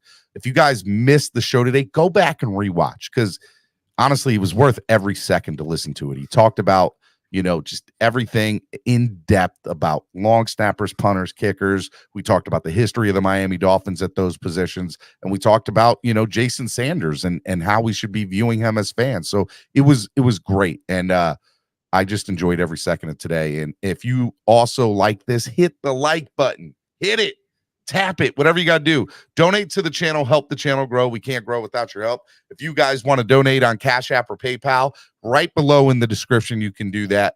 And we tomorrow's Wednesday. You know what tomorrow is? Wildin' Out Wednesday. Bang, let's go. Wildin' Out Wednesdays tomorrow. We'll see you tomorrow. Love y'all. Peace. I know the whole city riding. A little early, it's a bit surprising. Business moves, now we enterprising. Switch it up, now we improvising. Go to get in the winter collar. Whole squad been trained to go. Fins for life, we throw the foe. Singing this just to welcome bro. To a time, to a time. Time to grind, time to shine. To a time, to a time. To a time, to a time.